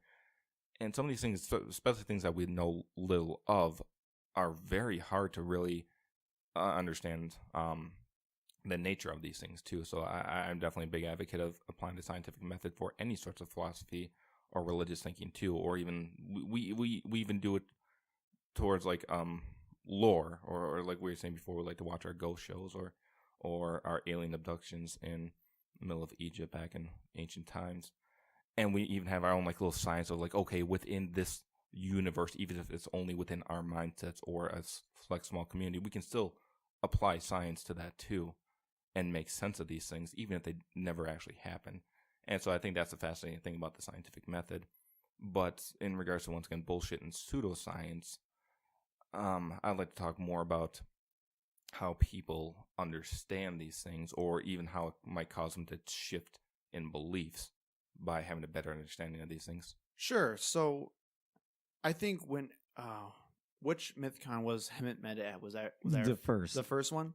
So at our first Myth Information Conference in Milwaukee, Hemet Meta came in with, I think, a really cool presentation about basically saying just because you're an atheist does not mean you're not subject to bullshit. It was a perfect presentation basically about how atheists are also susceptible to just general lack of facts, general ignorance, wanting something to be true even though it's not necessarily true. And I think he did a fantastic job of just really showing it doesn't matter where you are, we'll say, on our spectrum of religiosity or supernatural versus naturalists. It all comes down to how skeptical are you willing to be, and how much digging are you personally willing to put into your own beliefs. And when it comes to, we'll say we'll keep it easy. We'll have like, oh yeah, I'm not a creationist, that's stupid. But now I also think vaccinations are, this horrible, horrible things that cause autism. You would think both of those things will be mutually exclusive, but they're not, because it happens all over the place. I mean, look at the coast right now, where tons and tons of people who are, we'll say, more secular and supposedly more reasonable people are also just buying into this bullshit narrative just because they don't know any better. And I think that's just because we don't choose our beliefs.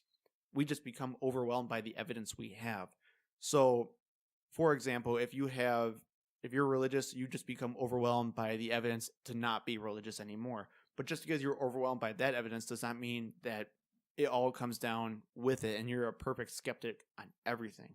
And hell, I'm the first one to even admit I've been wrong so many times with things that I was perfectly sane in, but that's what happens. We're human. And I think if you don't keep yourself intact, you're more likely just to become the person that you're trying to call out others to be. Yeah, that's an interesting way to put it, that you don't choose your beliefs. You're overwhelmed by the evidence, or you're overwhelmed by your perceptions, and then you form your beliefs. That's interesting. Manipulation's a big part of it. We all like to think, especially if you consider yourself a skeptic, that you probably can't be manipulated. And I think once you become very set in that belief, when you're being manipulated, you'll have already ruled out the exact cause. So it's important to think, yeah, you definitely can be manipulated. Well, and even I don't want to get too crazy into politics right now, at least, but But I mean, by just your beliefs. I mean, take the hippie out in California. With this is a, I'm not trying to use this as a negative term, but you think, wow, I've never liked the man. I was thinking about living on a commune. These freaking pharmaceutical companies, they're lying to me. They know that. Look at that thalidomide thing. I mean, that was supposed to be. You can create, that they're probably out to get me. I'm skeptical, and I think it's emotional, but are you putting the science? I mean, there's some logic there. I mean, this isn't completely just bullshit. Well, I think it's because you want things to be true. It's the idea of, if we're liberals, we want our liberal sources to be true because we want to be the reasonable side at the end of the day. But that's not always the case. And even the idea of, we have people sharing bullshit posts of political events or whatever it may be. It sucks because you have to call them out, even though it's your own side saying, nope, we were actually in the wrong here. And you almost have to take a hit on your team. Yeah. But it's good for, we'll say, from an honesty, or from an objective standpoint. But think about even more personal. I mean, Ron Miscavige, who the father of the Scientology, David Miscavige, got into Scientology because his son David was having these just absolute terrible, like, asthma attacks. So, and they were so bad, and they tried everything. Nothing was working. And they would, cold showers together as the kid is screaming. And then he's desperate for anything. Scientology's methods start to work. And it helped him. And it helps. And now you might think, whoa, we're on to something. And if you imagine the years and years of what's going crap, that there's a system out there. There's something that can help me. And to think, oh, wow, it's just luck, or it could come back at any moment. There's a real reason to want to believe. And all of this is, flawed in science. And, maybe you don't know, or maybe not. Like, that can be compelling. Yeah, I definitely think, too, that a lot of people will have some of their beliefs that they do. And while it might be easy to say that, well, it doesn't make sense or something along those lines, some people might, in the back of their mind, be quite aware of that, but just not care enough. I'm sure you've heard many cases from theists where they'll say that, I'm pretty sure I'd be an atheist if I didn't have such a sense of loving and community that's associated with me being a Christian or something like that. So it's definitely something that it's a reasonable way to understand why people can commit to these groups. And while they might fluctuate between their level of commitment between, say, being a liberal or a more fundamentalist evangelical Christian, they can still change that, but their core beliefs they might have the hardest time accepting or walking away from too, because they might not even know where they're going to end up after that, or how they're going to essentially replace those values that they have. Yeah. And Brian, I want your opinion on this. So, Ken, I think you have a really good point that's written down right here, where it's lying is intentional, but bullshit can have good intentions. And I think that's, one, definitely true.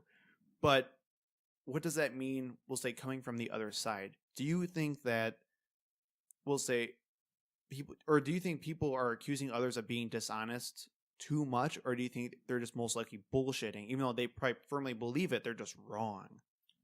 Well, if I may interrupt you too, I don't want to cut you off there, Brian. But just so we have a quick understanding of this, can we quickly define what the difference between lying and bullshit is too, to help make more sense of what we're about to talk about? Well, that could be fun too. I guess I can even say, if you're going to define lying as you intentionally are deceiving someone from the actual truth, or what the truth is and you're intentionally saying the opposite of that. Where I would say bullshit is, you think what you're saying is right, but you're just actually wrong at the end of the day. So, there could be a bunch of things where I'll say, I don't even know. The Packers are definitely going to the Super Bowl this year, and I firmly believe that, but then Brian's say, no, you're full of shit. That's what it is, as opposed to I didn't firmly believe that to begin with, and I said it anyway just to get someone else on my side. At least that's how I would personally define it. I don't know how you guys would say anything different. I definitely agree with that definition. I think that it's a lot of the intention of what the person genuinely believes. If we're lying, we know in our minds, and while there might be some exceptions of people that can convince themselves so much when they know they're lying and turn that into bullshit, that's certainly a thing that many people can. Yeah, this is what I often wonder about Ken Ham. Does he really believe it or not? Because whether he does or not, there's a real industry there. In this Answers in Genesis site that he has, there's some big traffic. I mean, if you look, they're a corporation. Their numbers are online. This is in the 8 digits at times. This is a good piece. So, why not keep going with it? Well, you could rationalize it away, but I'm just selling them what they want. Yeah, these are ugly sweaters, but they want them. So why should a clothier not make those ugly sweaters if they want to be bought? And so I wonder, is he really under the influence? I think that a lot of his congregation are, but I really wonder. And I think the only way to do that is if with repeated catchings. So with Ken Ham, it's hard. If it's a person that's been caught in lies for an obvious ideological bias, then I think that person's just not a reliable source. I don't think Ken Ham believes it. I think he's got a good thing going, and he wants to believe it. I'll bet he has more cognitive dissonance, and he's just holding the line. Well, do you remember when we went to go see Ken Ham at this? I do. So Ken Ham actually did come to Milwaukee, Wisconsin for his Ark Encounter premiere tour. He was promo. Yeah. So promo and fundraiser. Yeah, and it was a sermon by Ken Ham. But what we found out really quick was it wasn't a sermon, it was a sales pitch. And it was all about how he was throwing these numbers out there and how amazing it was going to be. And it was just constantly, and I'm sure, Brian, you and I both know sales, and we could probably definitely spot a salesman. It was just nonstop sales tactics over and over and over again just to convince these people to go to his park. So I'm right there with you. I don't know. I don't know if he actually believes it or not because... Yeah, one of the obvious ones was we built this in Kentucky and then he put a circular ring of 1,000 miles in a radius in all directions. It says this gets, I think it was like 68% of America. That's why we did it. And I'm like, really? It wasn't like the really awesome tax deals you got in Kentucky, right? Which is a religious state, and they did a lot of things for you. Bullshit. Like you would have done this in Colorado if it would have been more efficient. Like I could see that, but it was extraordinarily practiced. He didn't miss a single word. And a lot of it there was the emotional side, and then there was the actual part. The first part was this bashing of secularism and how secularism is invading, and everyone's like, wow, it's kind of like everybody chipped in. It sounded like a rubber drive, what must have sounded like in World War II, right? The troops are dying. You got something you can give us. They need trucks. They need tanks. That's what it felt like. And this is why I'm hesitant on calling people liars, because, God, I don't know. I found so many people. Well, I mean, it all comes down to the idea of we always get frustrated with someone who disagrees with, and we always probably just innately say, "Oh my God, you can't be this stupid," and that's where it typically comes down to. And so, what does that mean? Well, if you're not that stupid, that means you're being dishonest with me.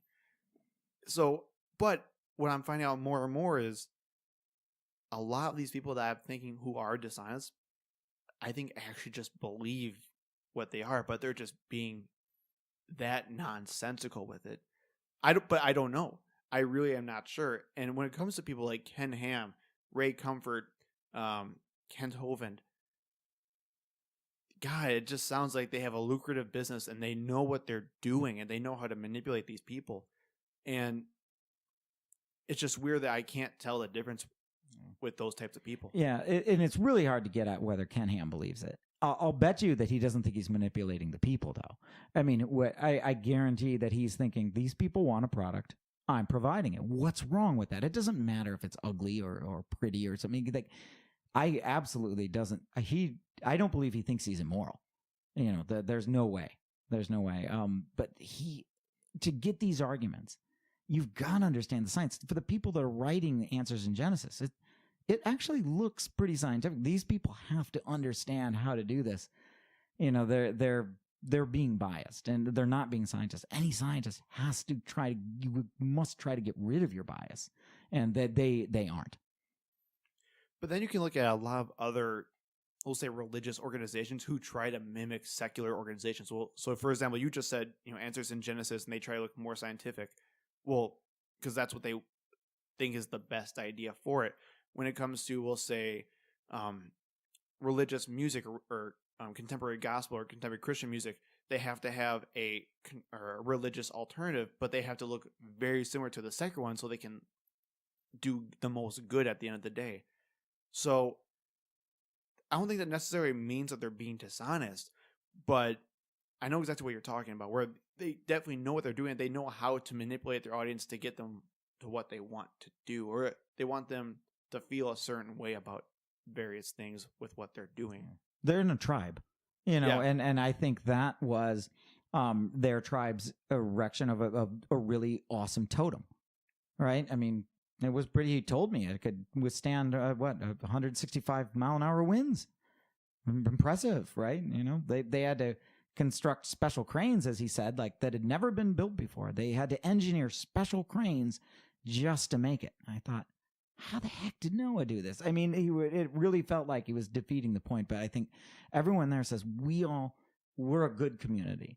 We all like this stuff. We got to stick together. Did you see that? I mean, I remember you asked me. You're like, I feel weird here. I'm like, yeah, well, we are definitely the other. Yeah, it's really interesting to see where some people that you cannot believe how they can believe this.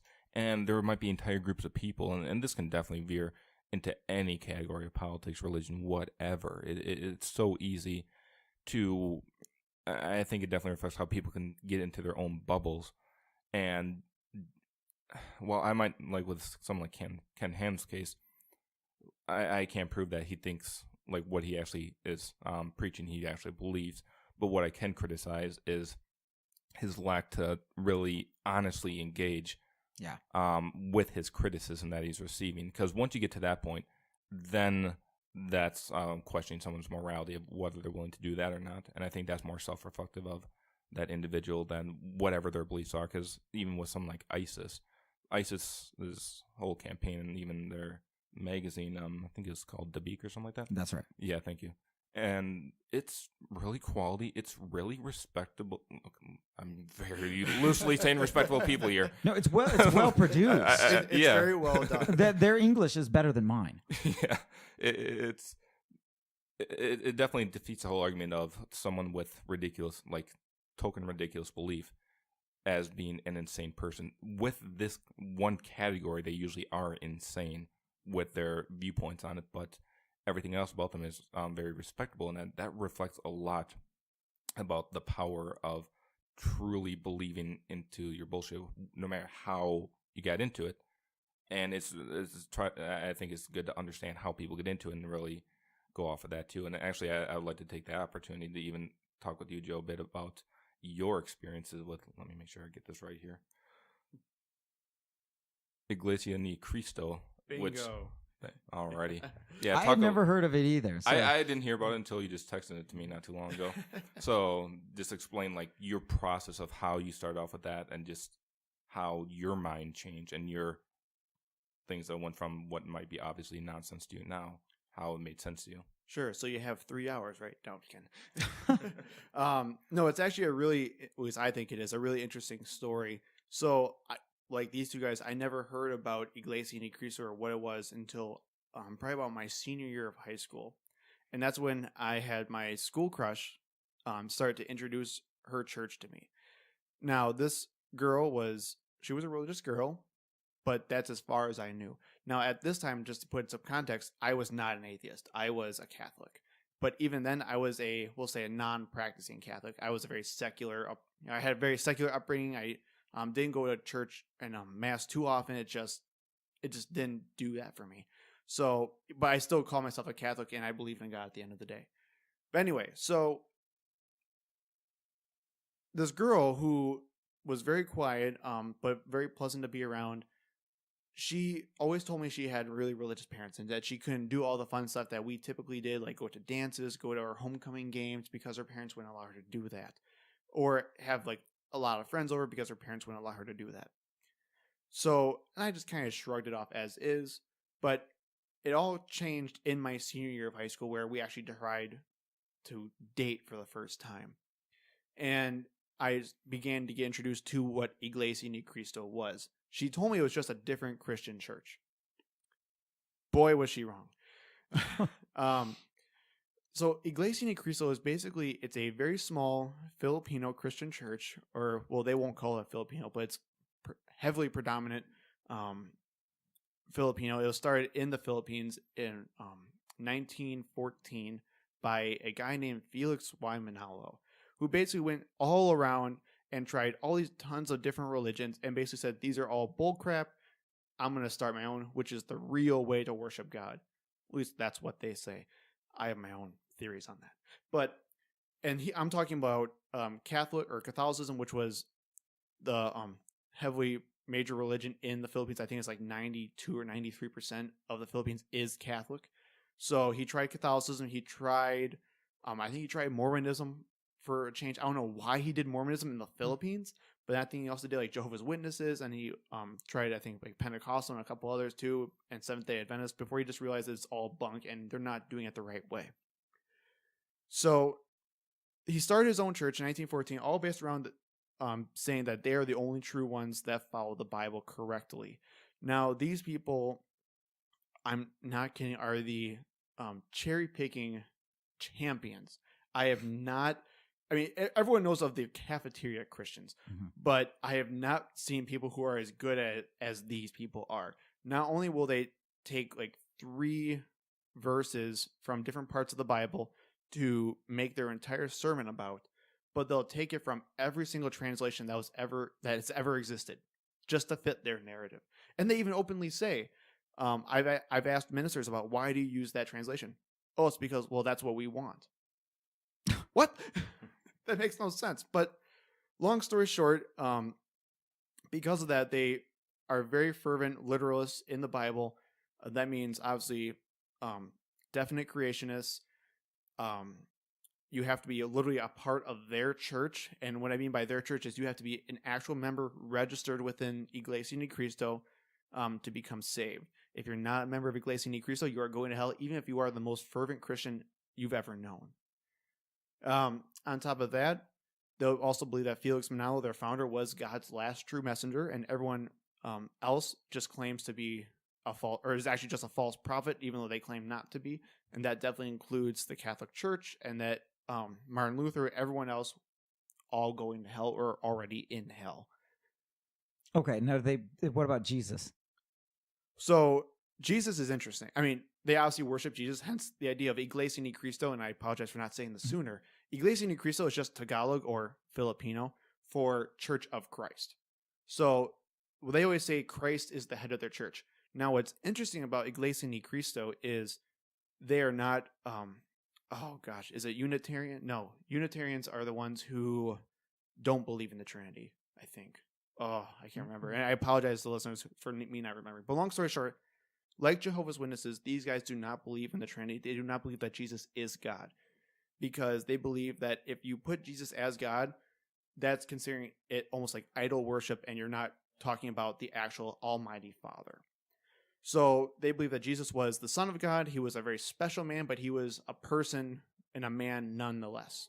So that's a big thing. And then obviously because of that, they're very against anyone who is a Trinity believer. Now, interestingly enough, I actually do agree with them about the Trinity doctrine. That's probably one of the only things I agree with the church about, because when you look at it, the Trinity is a definite man-made doctrine that was only added probably until I think it was like the 300, 400 CE.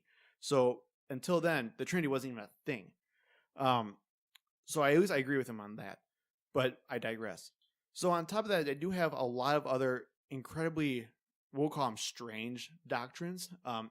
It's all about how strict and how fervent of a believer you can be. You're never good enough to be in this church. That's how they treat you.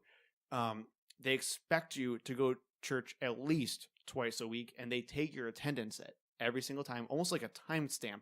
You're going and clocking in for church and then clocking out. On top of that, they have their weekly Bible studies they always expect you to go to. They, if you don't, or if you literally can't make a service, and their services tend to vary on the days given the locales, they expect you to go to another locale. Well, that's not too big of an issue, except here in Wisconsin, there is one locale in the entire state. So if you miss a service, you're going to Minnesota, you're going to Iowa, you're going to Illinois just to make it up. Wow. So, and they had a bunch of other really weird doctrines of theirs. For example, they believe in order in their church. So that means that all women and men have to sit across the aisle from each other. You cannot have people intermingling within the sanctuary at church.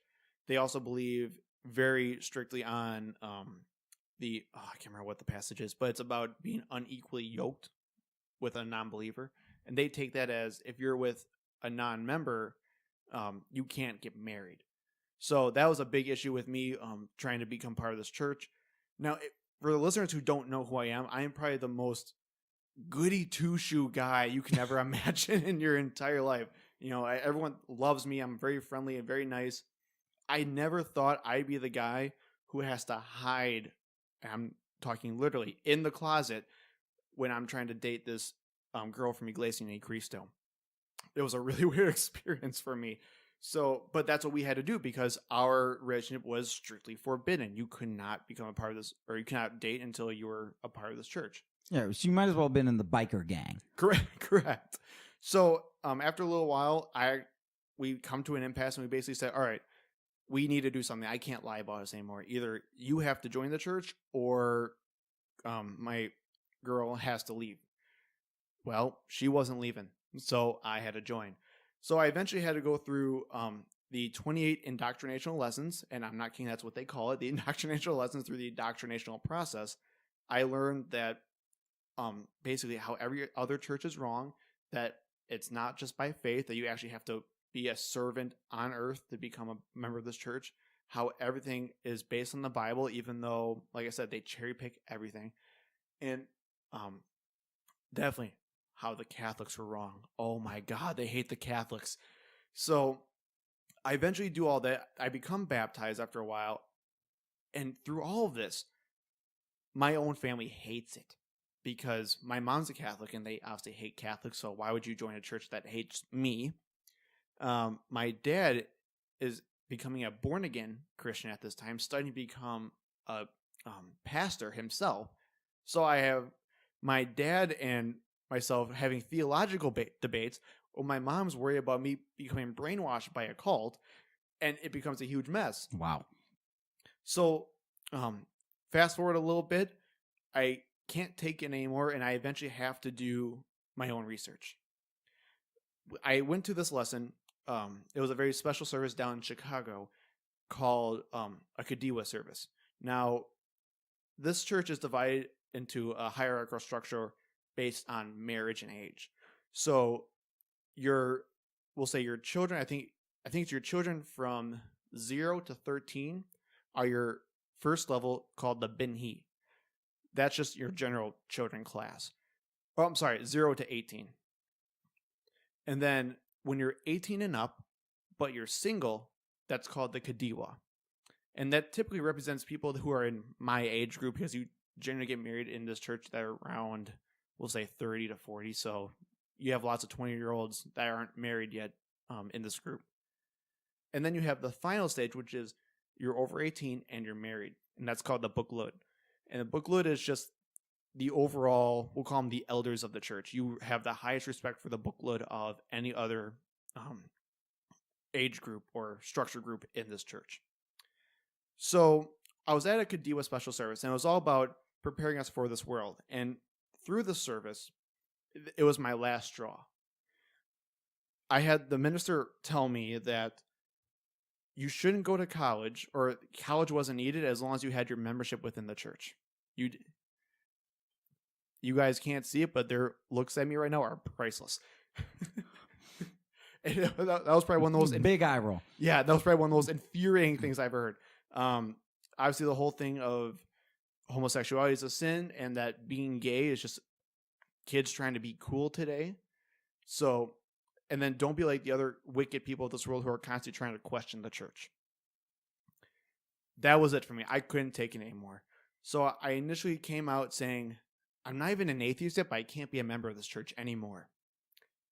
I was immediately kicked out of my girlfriend's inner circle. Immediately. By inner circle means that you can't go to her family's house anymore. Like after you joined the church, you were maybe temporarily an insider? Correct. So I was a part of the church for about 3 years, and they absolutely loved me. The best example I can give of this was when I was talking to her parents, and I was coming out to her parents, which was horrifying because her parents are horrifying. Basically, I told them, again, not that I was an atheist, just I said, I don't think I can be a part of this church. I don't believe it. Her dad goes to me and says, well, it was nice knowing you, Joe. Wow. And kicks me out. Literally right before that, up until that point when we were dating, they were getting compliments from everyone and bragging to her about what a great guy that God has shown her or to be with. What a great person for her to be with, unlike all those other horrible people. In a second, they turned on me.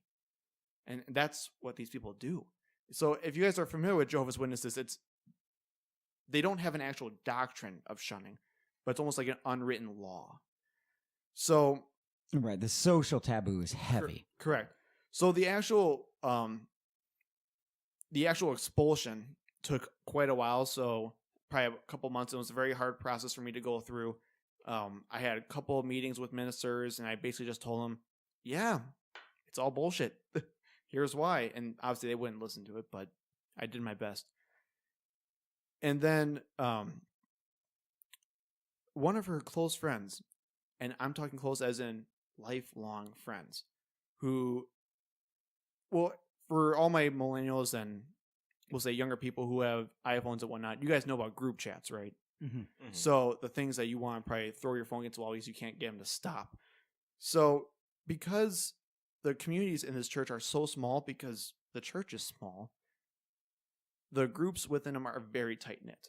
And my girlfriend, who had these couple of friends, had this group chat which they always constantly talk to because they're just the best of friends, and that's fine. I have nothing wrong with that.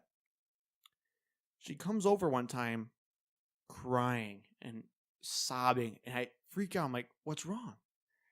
She throws her phone at me and has me look at her conversation. Now, this is after I came out, and now I'm about to get expelled. One of her lifelong best friends wrote this scathing message of her, calling her, and I'm not going to curse that bad on your show, but calling her, we'll say, a C word and a B word, calling her the most worst person he could ever imagine before. And how dare she let this poison into their friendship? I'm a poison. That's how bad I am to these people. I tried to reason with the guy to say, all right, that's fine. You don't have to like me. We can have our differences, but let's be nice. Let's be civil. He basically responds with, nope, I hate you for who you are, what you are. You are a danger. You are a menace. You need to stay away from us. Wow. And he believed it so much to the point where, I'm not kidding, he put out a church-wide wanted poster of me where he took my picture, my description, my name, and emailed it to all the local congregations in our area, warning me that I'm a danger to this church and that I'm a danger to the people within it and to the building itself, that I'll either shoot up the place or I'll just blow Try it to up. deconvert people or Correct. something. Because I'm so mentally unstable. Wow. And I'm like, that's amazing. I mean, in a horrible way, but... And I was just kind of upset I couldn't choose the picture that he used for me because, I thought I should at least have that right. You would think if I'm going to get sent out to all their people, I should at least have my picture of my choice being sent out. But either way. So I've been now excommunicated from this church for about 3 or so years now, as long as I've been in the church, and I've been hearing about it constantly over and over again. Now, for record, I'm still in contact with this girl. So I want everyone to be aware I haven't cut ties with her, and she hasn't cut ties with me, but her family has constantly threatened to cut ties with her for just associating with me. That's how heavy strict this church is. So Your relationship now has to be totally in the closet if it's going to go on at all. correct. And it's ridiculous. So I don't know what you would want to define as a cult. I know people get into issues about what is a cult versus what's just a church. Man, I gotta say, I've experienced what a cult was. Just the overall fear of these people not to step out of line, the immediate turning on your best friends when something goes awry. It's insane, and all just for this one sole mission of pleasing the people who are higher up on this church. So, long story short, that's my experience with the cult Iglesia Ni Cristo and dealing with that type of dogmatism. Yeah, I think that makes sense. You were getting a good reputation in the community, so okay, so that goes, and then you leave. So then I think that's what a cult like action does. You must demonize you, because then somebody might think, but I like Joe. He was an all right guy. If he left, is he evil? But I thought he was good. Cognitive dissonance. You can't let the people do that. I think that is one of the cult-like behaviors, is to demonize anyone that might have left. Correct. And Especially the people with good reputation. Correct. And like I said, it wasn't an actual written doctrine. You don't do that. But another great example was they just had this huge, because I'm like that and I still like to follow what's going on in the church. They had this huge shakeup at the top where, so Felix Waimanalo was the original, what they call the executive minister, basically the head of all ministers there. This is contemporary, right? Well, this is 1914. Okay, right. So now his grandson is leading the church now, Eduardo Waimanalo. So there's a huge shakeup that just happened where his mother and his brother just got excommunicated from the church. Remember, his mother and his brother just got excommunicated for basically showing that the church, what they call the church administration, which is basically all the ministers and all the basically the bureaucrats of the church, were misusing church funds for private things like private jets, luxuries, and whatnot. Because the two exposed them for that, they were immediately kicked out, and they sent a worldwide message to all their members saying, these people are literally demons and you need to stay away from them and show them no kindness. They're the guy's mother. And that's how quick it is. This sounds like just the opposite of the Catholic Church, right? I mean, no wonder they had it, but go on. I mean, wow. No, so quick trial, execution, and off to Siberia. Literally. And it doesn't matter who you are. If it's your own family member, it doesn't matter if it's you love them for years. Like I said, it doesn't have to be an unwritten rule or an actual doctrine of it. They will immediately get rid of you if you try to challenge it.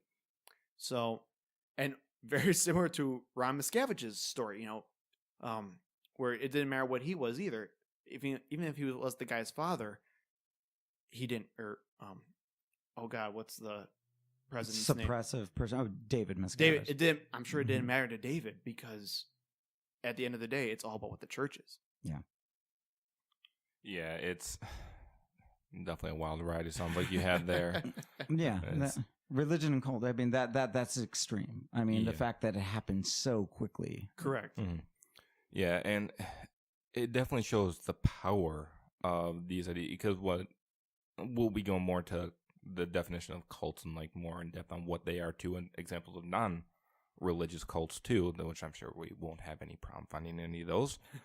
But just its power to make what would otherwise be most likely just at least decent people do these crazy things. And it's evil what like this complete like the whole excommunication process and how they responded to you within like seconds. Mm-hmm. But if for these more, especially these more extreme cases, where if you understand how seriously people take these and the power that these otherwise bad ideas have, it's definitely reflective about how it's its own unique brand of immorality. Mm-hmm. Well, and for anyone who's actually interested in getting a headache, look up either on YouTube or even just Google it to learn what this church is about. So, because their big thing is, and this is actually very smart from them, they go off and they play the card, you don't know who we are. So why are you learning it from anyone outside of us? Which, I gotta be honest, makes sense. Yeah, why would you learn about something other than from the original source?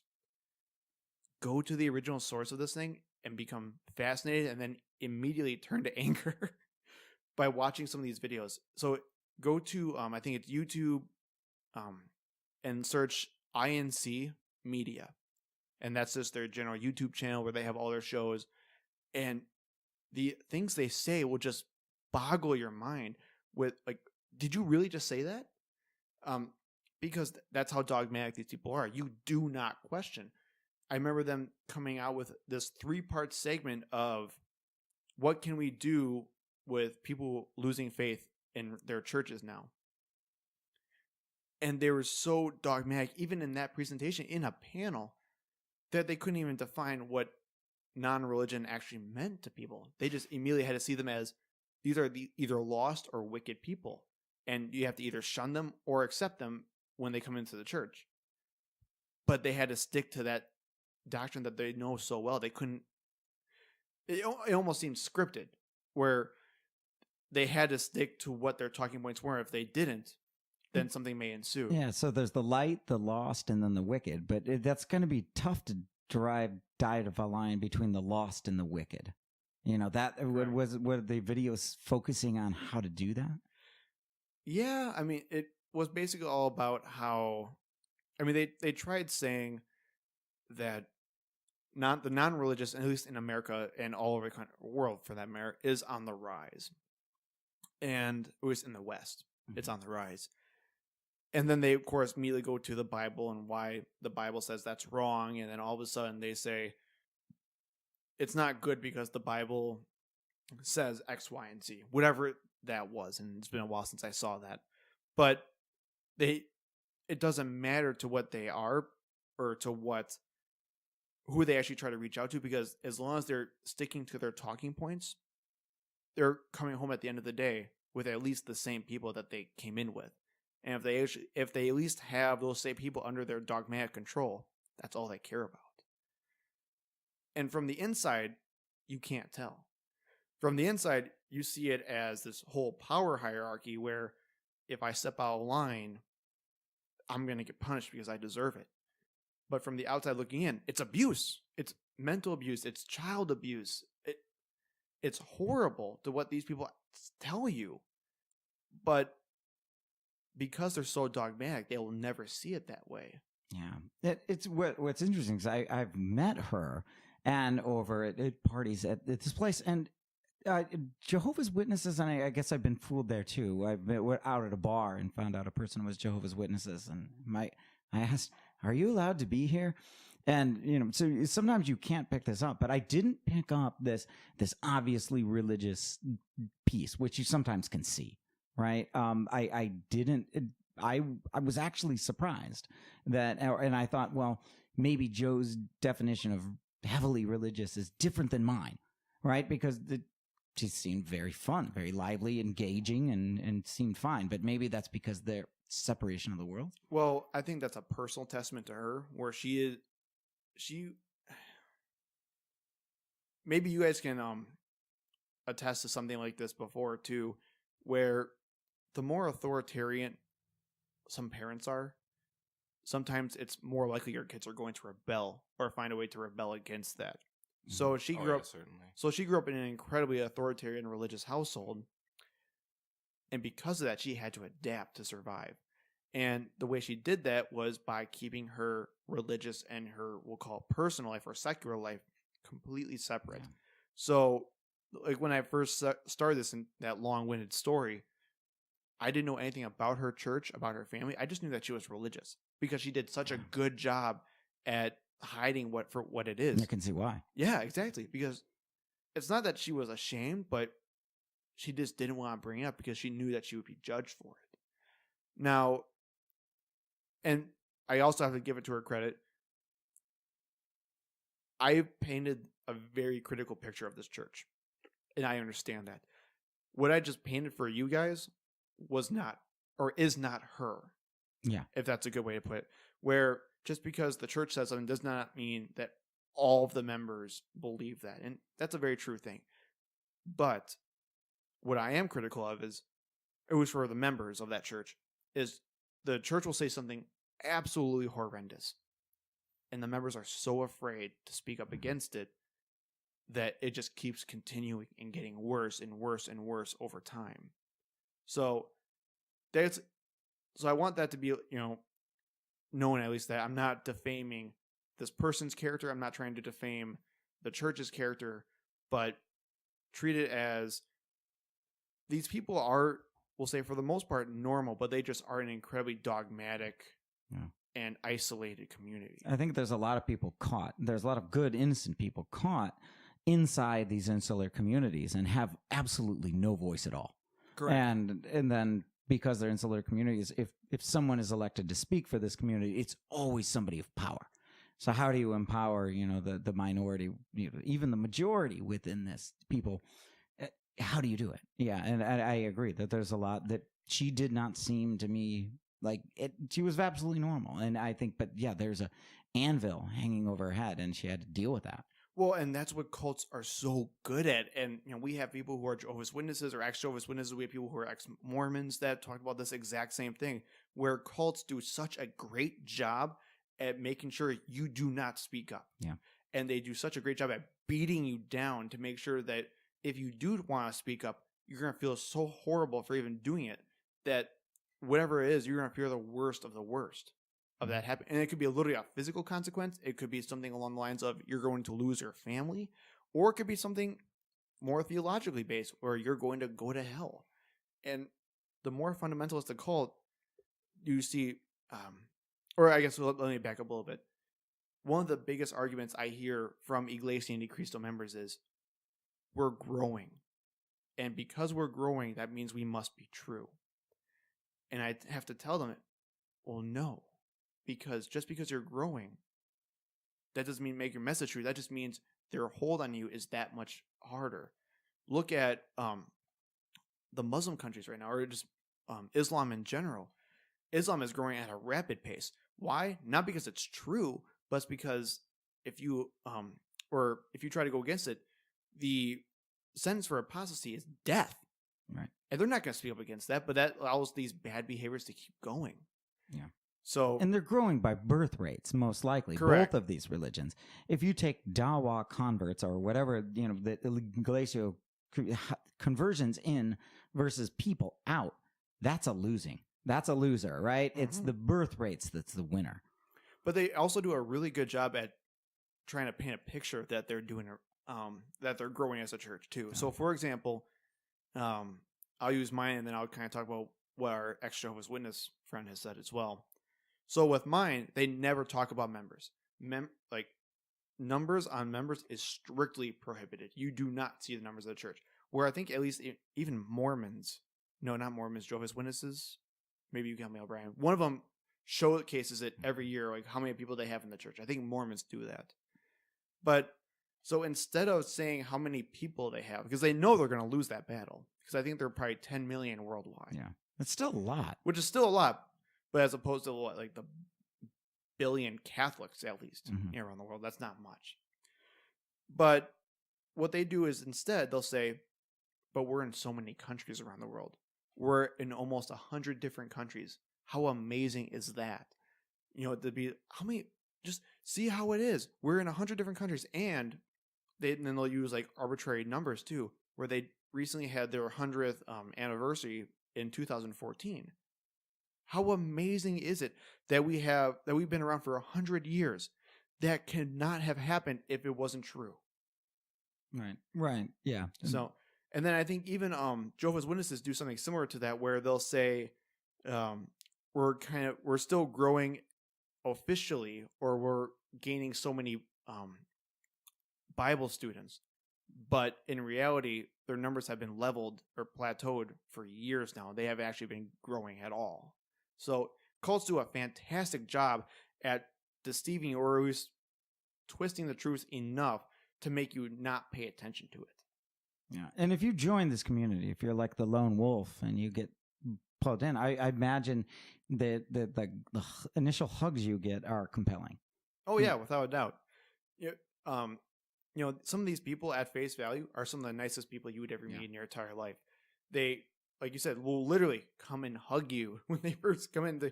Hi, nice to meet you. And sorry to say, but especially if you're white, they love you because you're not Filipino. Because again, they want to get off that whole Filipino narrative.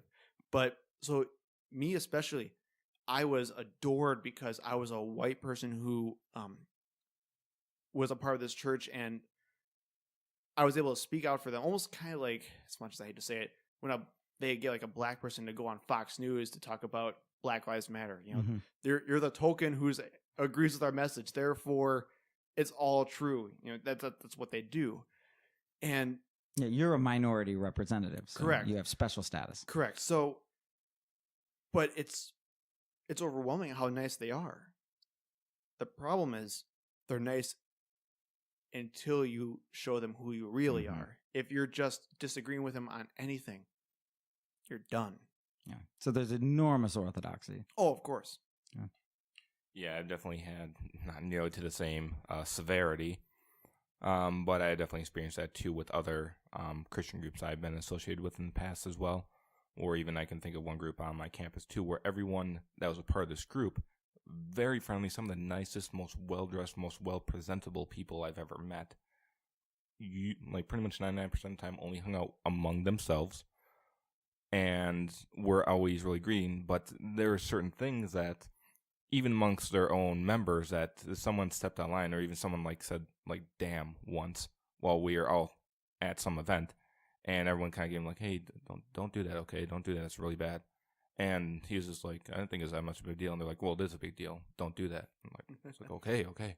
But it does create this really almost unique creepiness to the behavior too, because you just don't observe it in any other instance. Because the thing I find this most terrifying about some of these more extreme cults, like the one with your story, is how this is something that cannot be achieved by the normal persuader or coercer. It's something that you have to have a certain level of charisma for someone that wants to bring this into normalization among even a 40,000, 50,000 people, let's say you gather. That's still a lot of people that you convince to believe something so absurdly offensive to everyone else around you. And it's why with most religious groups, the ones that are much more about the charity, the giving, and really focus on that, they'll have, of course, a lot more members. Still does make it more legitimate, as we were saying before, but it does make it more open to people, whether it's they learned it from a very young age, or someone that I've heard many cases of someone that went through a hard point in their life, never were religious from the get-go, never really even thought about religion, heard about this, had a new awakening, and then found meaning from that too. And so it's definitely weird. I've just never encountered some of the people I do in some of these more extreme groups in anywhere else of life. If you guys are interested, actually, I think TED Ed, if you guys ever followed that, they're those little educational cartoons that the TED Talks guys do. Mm-hmm. They just did a little TED Ed video on cults and what makes people join a cult. And a lot of that just relies on peer pressure. So like you just said, just relying on other members to call out other members to keep them in line. That's how they work so well. And to be able to almost trickle that down from the higher ups to the general member, how they can do it so well is fascinating to me. So a great example, at least with my church, or with Iglesia Ni Cristo, was there was no such thing as personal accountability. You not only were you accountable for your actions, but your family was accountable for your personal actions. So if you did something that got you in trouble, your family got in trouble too. And that caused a ton of tension with family members and with people making sure that they didn't stay in line, to even where a point where physical violence got involved, so their kids wouldn't step out of line with this church. I mean, that's what happened. Yeah. There are people who hate this church, but have to go the minimum amount of times, because, like I said, they expect you to go twice a week, but they typically allow like once a month for, I will say, a non-practicing member, to make sure that you actually stay in the literal registry of the church. And their parents will drag them, even if it's across the country. They'll make sure they go to church, because if they get kicked out of church, that means they get kicked out too, or they lose their offices. They can't be a head deacon anymore, or they can't be a choir member anymore, which is a big deal to these people. That's their livelihood. And when you have these people who are sitting there saying, if you screw up, you're going to screw me too, you don't have to do anything anymore. You just create the control within the community. Yeah, that's wild. And jeez, to shame that you're going to bring shame on the community. This is guilt of an extraordinary, the more guilt than I had, and I always call it Catholic guilt, but this is guilt, on steroids, no doubt. Well, and a lot of it, when I first came out that I wasn't going to be a member of her church, her friends immediately came out saying, "Well, are you going to stay with him? You should leave him, right?" And she's like, "I don't know. I think I want to be with him." Which, again, very strong person to her testament. Yeah. What I think she should do. She's standing up for herself. But her friends immediately attacked her. How could you be so selfish? Because if you get married to this guy, you're going to lose your office, and that your parents are going to get in trouble too. How could you do that to them? They brought you into this world. And they guilted the heck out of her right in front of me. And I just... In front of you? Say, I'm assuming this is going on behind your back. Yeah, same. Yeah. Well, both. Okay. So, but they know no bounds. It's ridiculous. So, the amount of guilt she has is horrifying. And I could not feel worse for her. Yeah. So, even though I didn't care if I was in the church, I almost wanted to be in it, because even if I hated it, even if it just made me miserable, I almost wanted to be in it for her, just so she didn't feel so bad anymore. Yeah. And that's how they do it. There are people who are atheists in this church who stay a part of this church because they have family in this church. Yeah. They have a wife and kids who they need to be in this church. Because if they don't, the wife is going to go insane, and she may do something to herself because she doesn't have a livelihood anymore. What are their kids going to do? They don't know any more community than this. Right. Having to pick between brothers and sisters, friends, colleagues, stuff like that. That's brutal. So customers, correct, all of that. Correct. And this is what cults do. This is what they're good at. And I don't know how they're so good at it with the content they have. But I think you brought up, Ken, you need someone who's so charismatic at the top just to do this. And that's what they are. It doesn't matter what they say, it's how they say it. And if they say it confidently and proudly enough, it must be true. And you're willing to do anything to give this up, or to give up your own freedom for this message or content. Yeah, it's definitely, even someone that's a marketer myself, I can easily understand how some of these groups gain momentum if the right people are in charge. It's used in a very wishy-washy type of language and targeting a lot of potential audience members or new members that could come in, and you could catch someone at a vulnerable point in their life, someone that's desperate to find friends, someone that's desperate to find community, and that's how you get people in. And with the people that you drag in, most people will realize the absolute absurdity and the complete just like evilness that might come out of just the doctrines of these groups, and they'll just either be ignorant or think it's not as bad as it seems, or they're just more desperate to just find this community, and once they're in, they cannot get out. You will lose everything if you get out. It is impossible, and you can find so many examples of this too. And even as we'll get into, as we wrap up our conversation here, we'll get into next week about dogmatism and how this relates to cults, and how people, whether it's, there's a lot of instances, of course, in religious organizations just by the nature of religion, but in other non-religious examples too, where people get kicked out of friends groups, or people will just get shunned by the people they know. And it's most of the times, like you said, it's not usually a written thing, but for some people, it's an expected thing that if they say one thing that they know will offend everyone around them so greatly that it's basically denouncing the prime ideology that keeps them connected together. Yeah. Awesome. No, I was going to say, to break the social contract, it's so little to break the social contract over there. And that's something else. Well, and that's why whenever I talk to people or psychologists or psychiatrists who talk about specializing in cults and getting people out of cults, you can't talk someone out of their community. Don't try. Don't bother. It's not going to work. Don't try throwing facts in their face because it's not going to matter. Because facts don't matter to them. Whether or not their church is true, it doesn't matter because it's all about the community. And when you try taking away their community, you're attacking them. And they're going to see that as that way, even if you don't mean it. So you have to more or less extend an olive branch to these people and say, I'm not your enemy. I'm not trying to take away your community for you. But you just have to think a little bit more about what you're saying and what you're believing here. So, yeah, I think this is a good point for us to wrap up this conversation for today. All right, very good. Awesome. So thank you very much for having our part 1 of the show done. This has been a great pleasure for me to join you guys today. Same, Ken. Thank you. Yeah. So for our audience members that are listening right now, for sometime in the nearest future here, we'll be doing a part 2 to this. And what we're going to be talking more is about dogmatism. And that's going to go much more beyond religious commentary. This is going to go into politics and all sorts of crazy controversial stuff. So I'm sure that you'll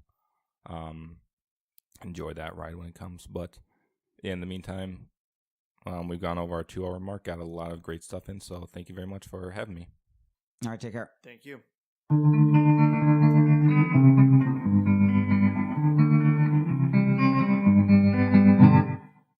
This concludes this episode of Verdant Interviews. If you'd like to hear more interesting conversations with new guests, you can find these discussions on my YouTube channel, Verdant Interviews, on SoundCloud at soundcloud.com/Verdant Interviews, or on my Weebly blog at verdantinterviews.weebly.com.